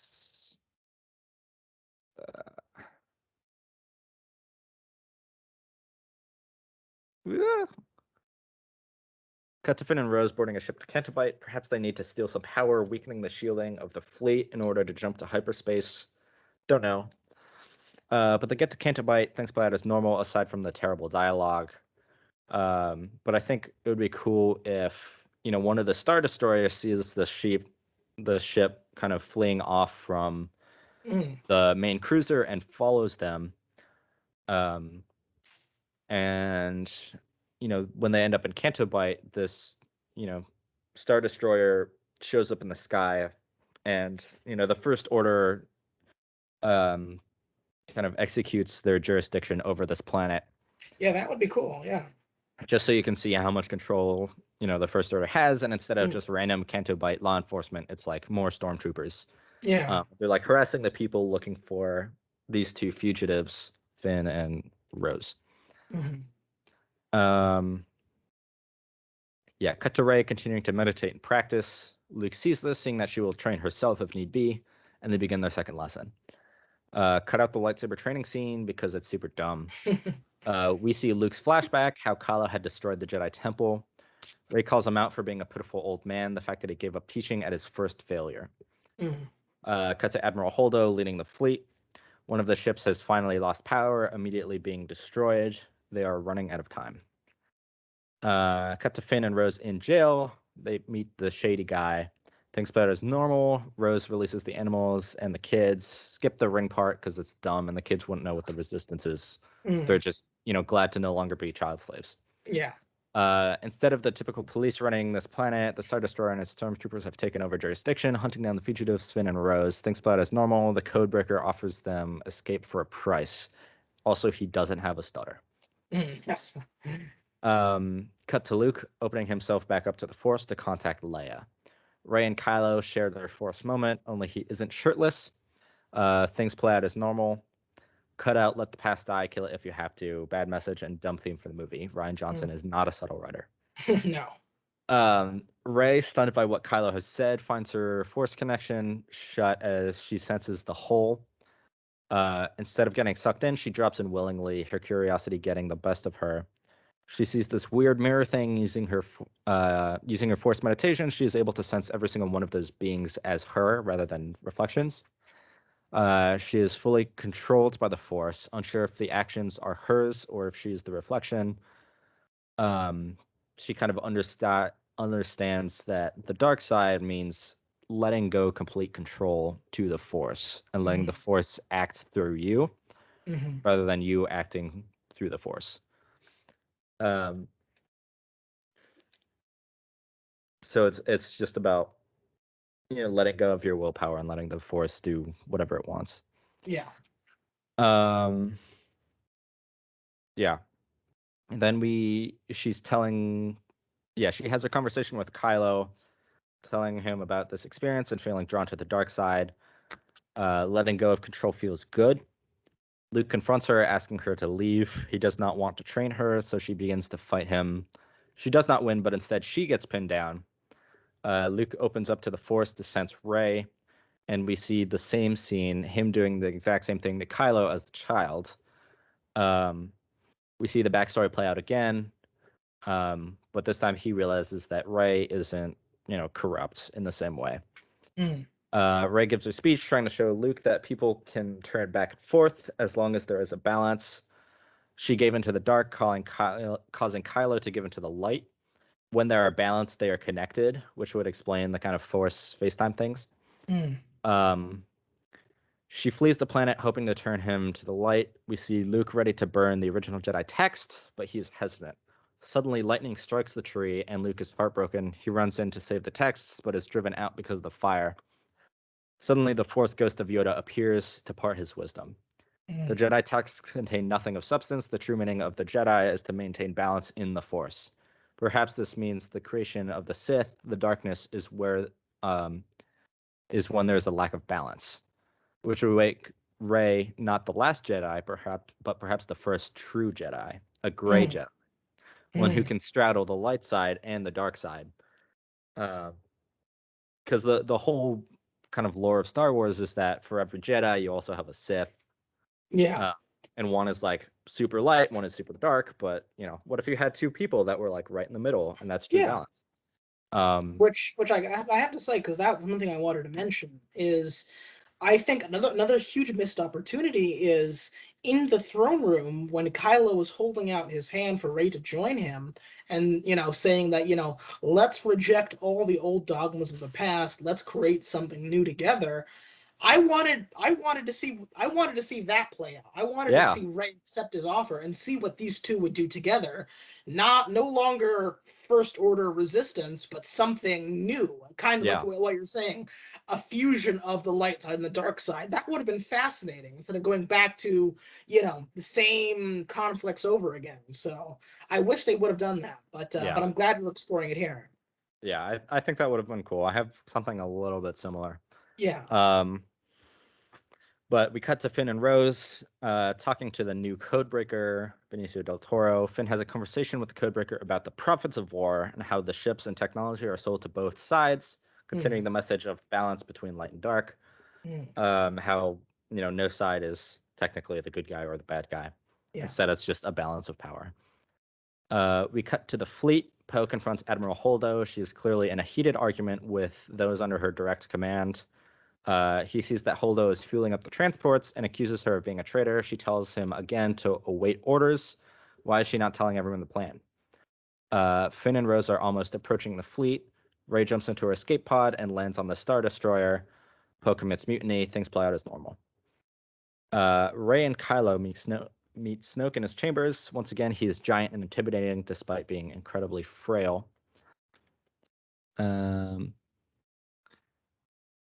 Finn and Rose are with the new codebreaker. They've almost gotten through.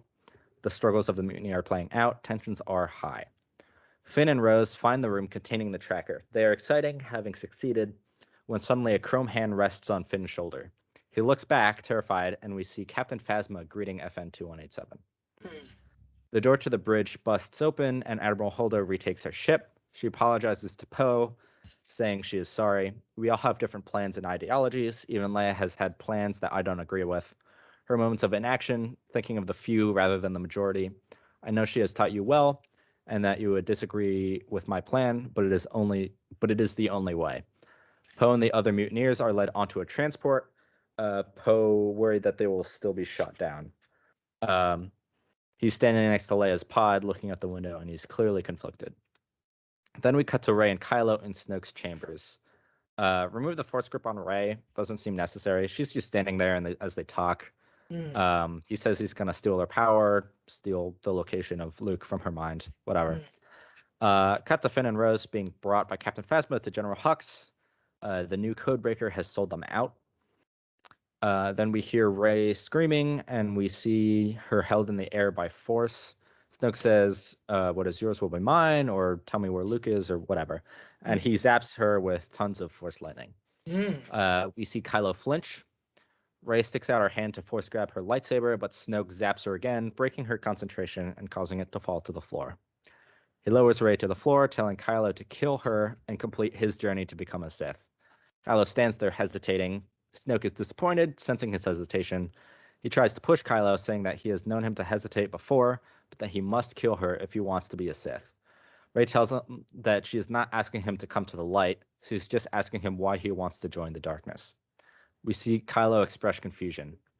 Snoke speaks, "You disappoint me, child. Another failed apprentice, another life wasted. Kill them," instructing the royal guards, to execute Rey and Kylo. Mm. This time have better choreography. Yes, much better, please. They all want to charge them at once, but Rey and Kylo are able to use the Force to push them backwards, instead making the fight 1-on-1 or 2-on-2. 2-on-2. That way, the choreography is just easier. Yeah. No pointless spinning. Snoke is laughing the entire time, having more royal guards enter as his firsts are wasted. For him, this is like watching gladiatorial combat. Then we cut to Finn and Rose being sold out by the codebreaker and ready to be executed. Finally, we cut to the transports being ejected as the main cruiser turns around. Poe is confused, but is distracted by Leia's hand resting on his arm. She is awoken, sensing what is about to happen. She tells Poe that Holdo has their best interest in mind, but Leia has always disagreed with her plan, as she has brought it up many times. Leia believes that no one should be left behind, but Holdo cares too much about the success of the Resistance as a whole. Poe is stunned, asking what is she about to do. Suddenly, we see the cruiser jump to light speed, breaking every Star Destroyer in its wake, but obliterating the cruiser itself. Holdo has sacrificed herself. Things play out as normal. There is a moment of silence from the transports. We cut to Finn and Rose, waking up in the chaos, surrounded by fire. We also see plenty of other stormtroopers waking up at the same time. Rose pulls Finn up, and they start shooting their way out. While they're running out, Finn gets tripped by Phasma's spear as she uses it to like sweep his legs and then support herself up. This way, they get the 1-on-1, and her blaster is not on her because she lost it in the wreckage. So you can still have that fight. Yeah. They stand off, fighting and clashing with better dialogue. Finn gets the upper hand, striking Phasma with the stun baton. We see her look up at him, vengeance in her eye, through the broken helmet. She will be back. But Rose grabs Finn, and they run to an escape pod, chasing the other cruisers. Mm-hmm. I think Phasma was cool. I think that broken helmet shot was really cool. Yeah, Seeing her return with the broken helmet would be great.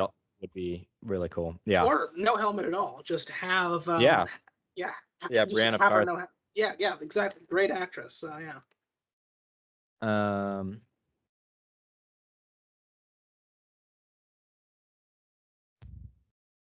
Yeah. Cut to Poe asking Leia what they do now. Someone from the bridge of the transporter pipes up that the ships have been programmed to land on Crate, a nearby planet. It turns out that some of the transports that had deserted earlier escaped to Crate and were able to set up a small and temporary base and have discovered small power reserves. We see the transports landing and the Resistance members getting ready to lock themselves in the mine. Poe gets a message from Finn and Rose not to close the door as we see an escape shuttle land inside. Cut to Rey and Kylo escaping through the crumbling ship. They are being chased by stormtroopers as fire surrounds them. Kylo tells Rey to get to the escape pods and that he will buy her time. This is the last time we see Kylo in this movie. We see the First Order send their Star Destroyers over Crate as forces begin to settle. Snoke tells Hux through his hologram to kill them all, and battle ensues. Things play out as normal. At a certain point during the fight, the Millennium Falcon shows up, and we see Chewie at the helm taking out the TIE fighters. Instead of land speeders, the Resistance pilots are flying mining cruisers. I don't know what those land speeders were doing. But why are they on a mining planet? I don't know. Poe wanting to press on to try and take on the cannon, but instead decides to call everyone back. He is used to playing it risky, but finally understands what it means to lose a member of the crew, and understands why Leia says leave no one behind. But Finn presses on, ready to take on the cannon. Suddenly, Rose bumps his mining cruiser out of the way as he spins out and stops in the salt. We see Rose flash to her sister's sacrifice on the bomber, and Rose smiles as her cruiser flies right into the maw of the cannon. It fires a powerful beam at the last second before being completely obliterated, resulting in a huge fireball. Although the cannon was destroyed, a small hole was bored into the door, leaving the Resistance exposed. The First Order is ready to step forward and take on the Resistance when an escape pod randomly crash lands in the center of the battlefield. Out emerges Rey, lightsaber in hand. She turns and sees the door busted open, and then sees the First Order ready to fire on them. She emerges, standing ready, lightsaber extended. Briefly, she closes her eyes, meditating like she had on the planet. At the instruction of Hux, every gun from every ship and the AT-ATs fire upon her, sending salt and red sand blasting into the air. Amidst this cloud, we suddenly see lasers being sent back out of the cloud, hitting every one of the guns as these lasers are deflected. When the dust cloud settles, we see Luke standing in front of her, Rey/his lightsaber in his hand. He turns around, handing the lightsaber back to Rey before telling her to escape with her friends. He has this from here. As Rey takes off, we see a huge blast of force spread out in a wave, knocking every ship and AT-AT backwards hundreds of feet. They are stunned and cannot fire. We see the Resistance once again loading their transports, having recharged as they take off into hyperspace. Seeing the Resistance having fled, one of the Star Destroyers begins to accelerate. Luke sees this and uses the Force to grab hold of it, holding it in the sky before pulling it down towards the planet. Before it crashes, we see him vanish. Cut to him at his Jedi temple meditating on the rock. He stands up, walking back to his hut. The Resistance escapes to a new planet. Everyone celebrates. End movie. Possible post-credit scene. We hear Kylo screaming, Snoke laughing, and the sound of Force lightning. Oh, okay. All right. So yeah. So there's two big things I really like about your rewrite. The first is it's a great rewrite because you're not trying to retell episode 8 from scratch. You're keeping a lot of the main story beats from The Last Jedi, but you're streamlining. I really like that. You're streamlining it and you're cutting out a lot of the plot holes. Really like that. That's another thing. This movie was 2.5 hours. That's pretty long. Yeah, it didn't have to be. You can make an hour and a half, 2 hours. No, absolutely. Yeah, it didn't have to be that long, and also a lot of plot holes. And your rewrite addressed a lot of those plot holes. Yeah. So that's the first big thing I liked. The other big thing I liked is that, speaking of eliminating plot holes, you reworked many of the biggest and most divisive, shall we say, decisions from The Last Jedi. So, for instance, you rework Snoke so that he doesn't die by the end of the movie, and he's kind of the villain that he's built up to be in The Force Awakens. I love that. I love how you completely rework Rose so that she is just a more well-written character and doesn't have that idiotic moment at the end where she crashes into Finn to stop him from sacrificing himself and destroying the laser, which was so stupid. Yeah. I mean, that crash, it's been well documented. It should have killed them both, and then the laser would still have fired and killed the entire Resistance before they could have escaped. It's asinine that she did that, and the whole sentiment that, well, we need to save what we love, not just destroy what we hate, sounds very good on a greeting card, but makes no sense. Yeah. So I'm glad that you reworked that entirely. I'm glad that a lot of the Canto Bite stuff is you still have Canto Bite, but it's done differently, and you get the First Order involved. Really like that. And one of the biggest things is you fix up Holdo. I like that. You give her more kind of depth to why she's not sharing the plan, and you have Luke present at the final battle, which was one of my big things in my. Well, that's the thing. He's still a Force projection in this version. Yeah, but he's actually demonstrating his power. Exactly. And you're like, oh shit, this guy took out an entire fleet in like a single Force push. Exactly. And like pulled a Thanos, pulling this ship down to the surface. Yeah, so I love that. So really, I think you've done a very, very good job with your rewrite. A very, very good job. It's a streamlined, more nimble version of The Last Jedi with fewer plot holes and a lot of the big story beats reworked so that they're more satisfying and more in line with what has been set up previously. So yeah. I think you've done a very good job with your rewrite. I mean, I don't really have any notes for you. Except for my own, which is except that you should incorporate my idea of having Holdo be a mole. Then I think it'll be perfection. Yeah. But other than that, I think you've done an excellent job. I don't really have anything to add to it. I think that this would absolutely have been a superior version of The Last Jedi. Now all we need to do is get Disney to give you a $200 million budget to redo it, and I think we'll have something positive. Yeah, I mean, honestly, like, as many plot holes as there were in The Last Jedi, I think part of the reason it was so frustrating is that it also had such a muddled and kind of mixed message. Yeah. Like it just wasn't that cohesive together, and that's one of the things I tried to fix. So Yeah. the whole dispute between Poe and Admiral Holdo is that, like, is it better to try to save everyone or sacrifice yourself for the good of the majority? Mm. Is this like, do you leave men behind or not? Yeah. And there's no right answer. Yeah. Both of their plans work. I mean, Leia like waited for Poe, but Holdo sacrificed herself. Um, you know, like it's kind of a mixed bag. Um,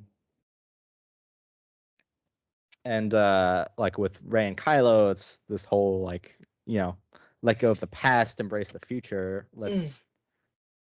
Let's tear down the system and build a new one, which is kind of a Yeah. message that we're seeing a lot these days.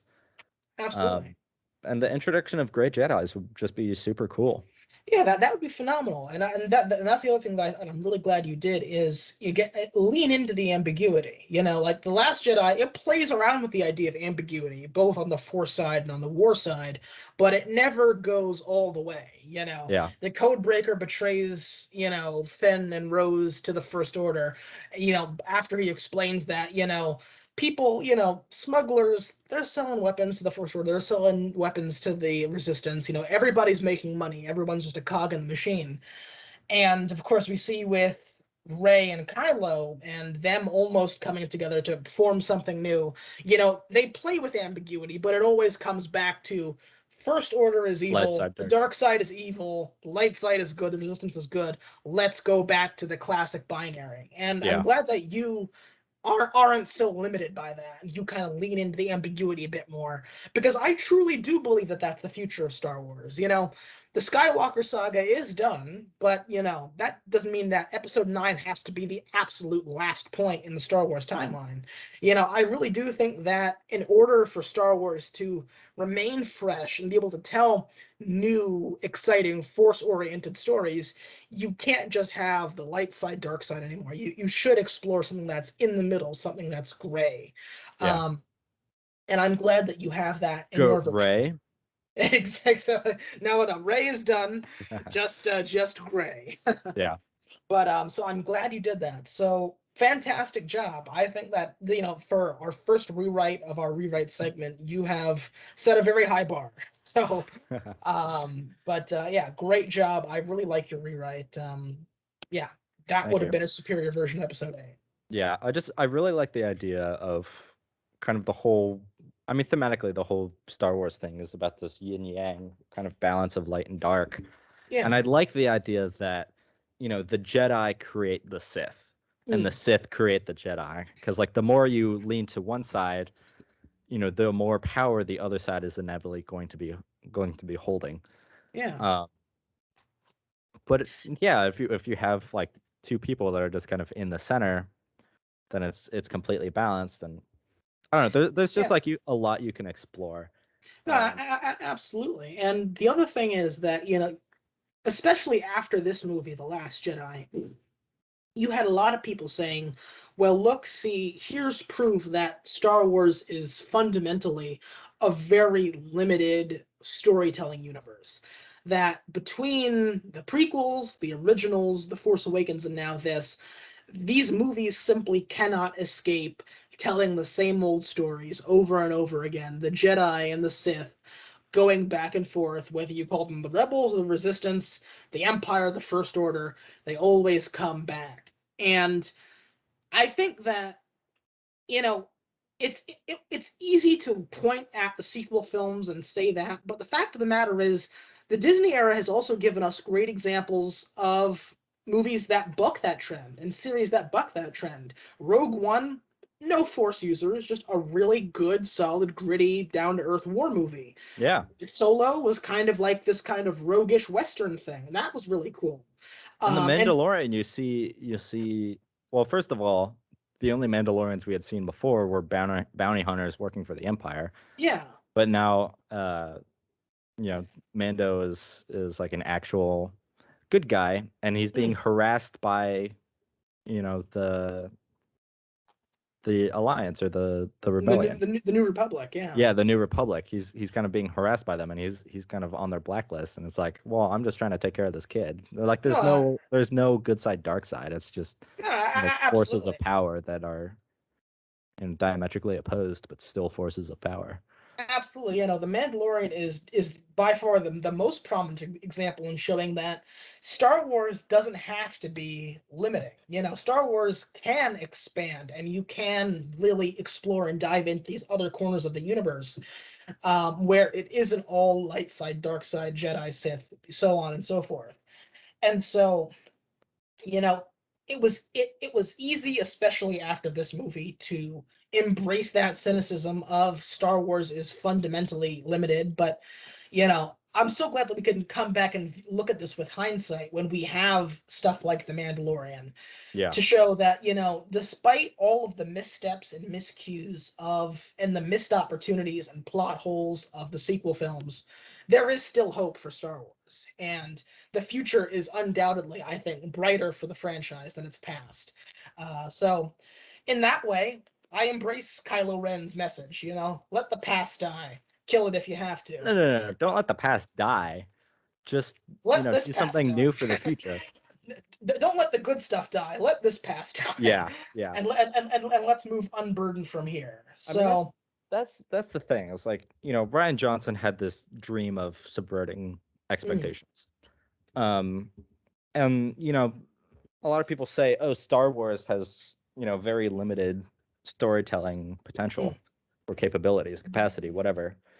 But the truth is, like, it's actually harder to find those limits in the Star Wars universe, considering it's already told this story of light and dark. I mean, I had told it 3 times and then 6 times by this point. And honestly, it's like, it should be easier to tell a new story if you already have this light and dark story, because you're just doing something different. Yeah. You can pull in the same universe, but the way to subvert expectations is to challenge the rules a little bit. Be Absolutely. like, what if you have a Sith Lord that's actually, motivated by good means? Yeah. Or, the Jedi Republic is actually, being very controlling, like the Empire. Yeah. And also, could we just get like a really cool, badass female Sith? Like, we've been waiting forever for that. Yeah, that would be cool. Yeah, like a Lord Ventress from the novels, like that. Like that's something that because obviously there's a big push towards greater diversity, greater inclusion.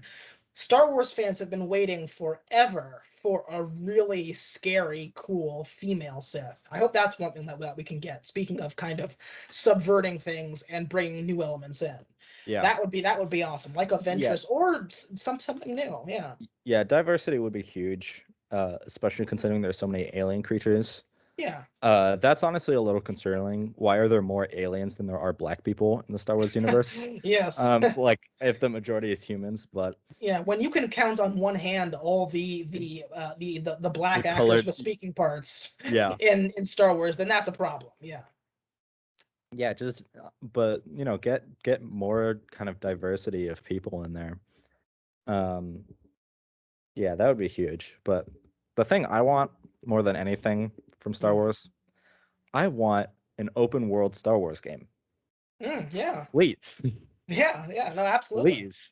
Get a new generation open world Star Wars game. It shouldn't be hard to make. But that would be awesome. That would be awesome. So, 2 questions to wrap us up here, because this has been a deep dive into a movie that we have had a very long history with, and this is just kind of a summary of the many, many thoughts we have on The Last Jedi. Number 1 is, 4 years later, has your opinion, and after having rewatched The Last Jedi, has your opinion changed of it? I think so, yeah. I think I don't hate it. I don't hate it anymore. I used to rag on it all the time. I still do, but instead it's just so easy. Yeah, but instead of seeing this as like, oh, this is just a bad movie with a bunch of stupid mistakes, for me it's like, oh, this is a learning opportunity. And I think that just comes with my own pursuit of film and television and my own interests and, wanting to further my education in that field, Mm, I've just kind of trained myself to be a lot more analytical with works like this. mhm. Um, yeah, I don't hate it anymore. It's very problematic. I think there's a lot of ways to fix it. Mm. I really enjoyed kind of trying to rewrite this. I think it was a really good exercise. Yeah, I'm sure there's tons of plot holes with my rewrite too. And sure. it'd be great in 4 years to look back at my screenplay and be Yeah. like, oh, this is really dumb. Here's what I could do different. Um, so yeah, no animosity like I had before. Yeah, and my feeling's very similar. Looking back on it with the benefit of 4 years hindsight and knowing where everything ultimately went with episode 9, I definitely do not hold the same ill will towards this movie that I once did. Obviously, it still has a lot of problems. Like I said, I can't say I came out of rewatching it liking it any more than I did on the merits, but I do have I don't hold the same contempt for it that I did, Yeah. because I really do mean it when I say that I respect that Rian Johnson, a single individual, a single artist, came into a massive Disney Star Wars machine and made a movie that was, for better or worse, completely his own. You know, again, I don't agree with a lot of the choices he made. I Yeah, wish he had done things differently, I but feel I like there's a respect that he large did it. I feel like there's a large chance he was surrounded by yes men on set. Mm, If he had more kind of input from other people, had consulted some other writers or directors, but I mean, the fact that, he had a vision and he tried to execute it on such a huge, studio piece, yeah. like that does take guts. And I know he got a Oh, lot of hate for it. mm. And like, don't hate the man. He's a good writer director. Oh, Um, absolutely. And that's the so thing, is that I can respect anyone who can come into the corporate machine and still have their vision shine through on the screen, despite being just a part of this much bigger picture. And that's what he did. And again, credit to Disney for not interfering with his vision. Like, I'm sure, like, if this was a different studio, like a Warner Brothers or a Sony, I'm sure they would have been all over it. But yeah, Disney, it was very big of them to step back and actually trust him to do what he wanted to do. And so, again, I don't agree with a lot of his choices. I wish he had done things differently, but I really do have a lot of respect for someone that can come in and put their vision on screen in its purest form when it's a part of such a big corporate machine that is Disney Star Wars. So I really do respect him for that. And ultimately, and this bleeds into the next question I have, which is, after having seen The Rise of Skywalker, the question is, because I was convinced there's no way episode 9 could mess up more than this.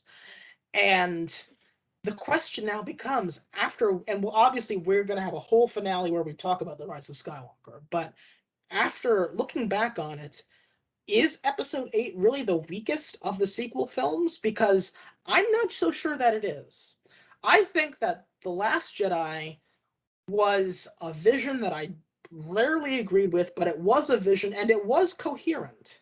Whereas The Rise of Skywalker was just a facsimile of other, better, more well executed movies like Avengers Infinity War, Avengers Endgame. And it was just a big, loud mess that was just like racing to tie up all these loose ends of the entire, not just the sequels, but the entire Skywalker saga. It yeah. was like, it was like being like a middle schooler, like trying to do all his homework 10 minutes before class type thing. And it was just a big, muddled mess. And so ultimately, I don't think episode 8 is the weakest film of the sequels. I believe that is still episode 9. And I don't say that lightly, because there were parts of episode 9 that I liked, but on the whole, it was just a mess. Whereas this was just a vision I disagreed with. So that's my feeling. How do you feel like this stacks up in the grand scheme? I think episode 9 was wearing cement shoes and Mm. a sand-filled backpack. It had so much, weight to carry because of the position that this movie put it in. Yeah. Um, Hindsight is something that's very, very hard to ignore. I think if you were to look at episode 9 in a vacuum, you would say, yeah, this is worse than episode 8. But I think most people gave it a pass because it, was the predecessor to, episode 8. And like, people were like, oh yeah, episode 8 screwed it over. This was just making the best of a bad situation. Yeah. Truthfully, as episode 8's successor, like, it should have done more, yes, but it made the same mistakes that episode 8 did for episode 7. Like, kind of this whole backstabbing, reworking. And it's not a productive way to go about making movies. Absolutely.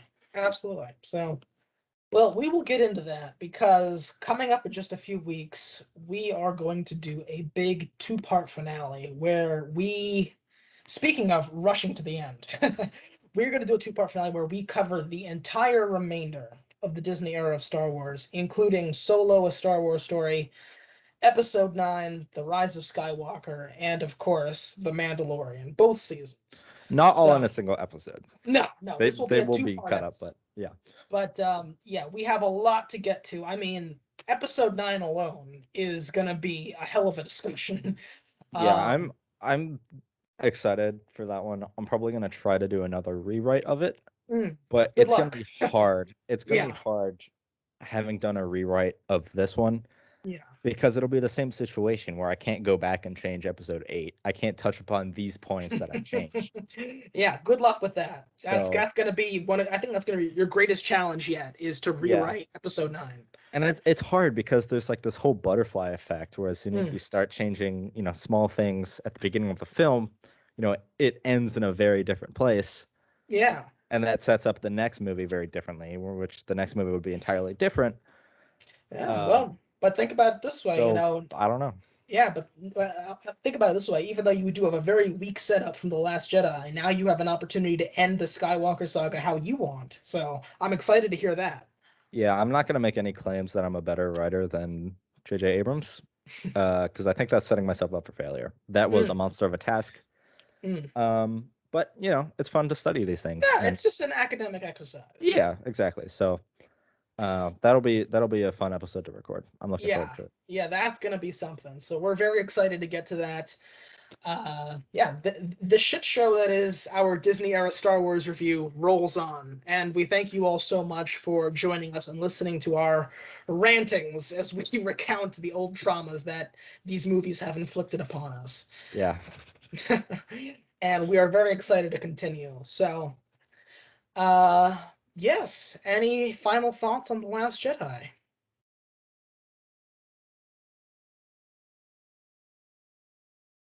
Sucks. I don't know.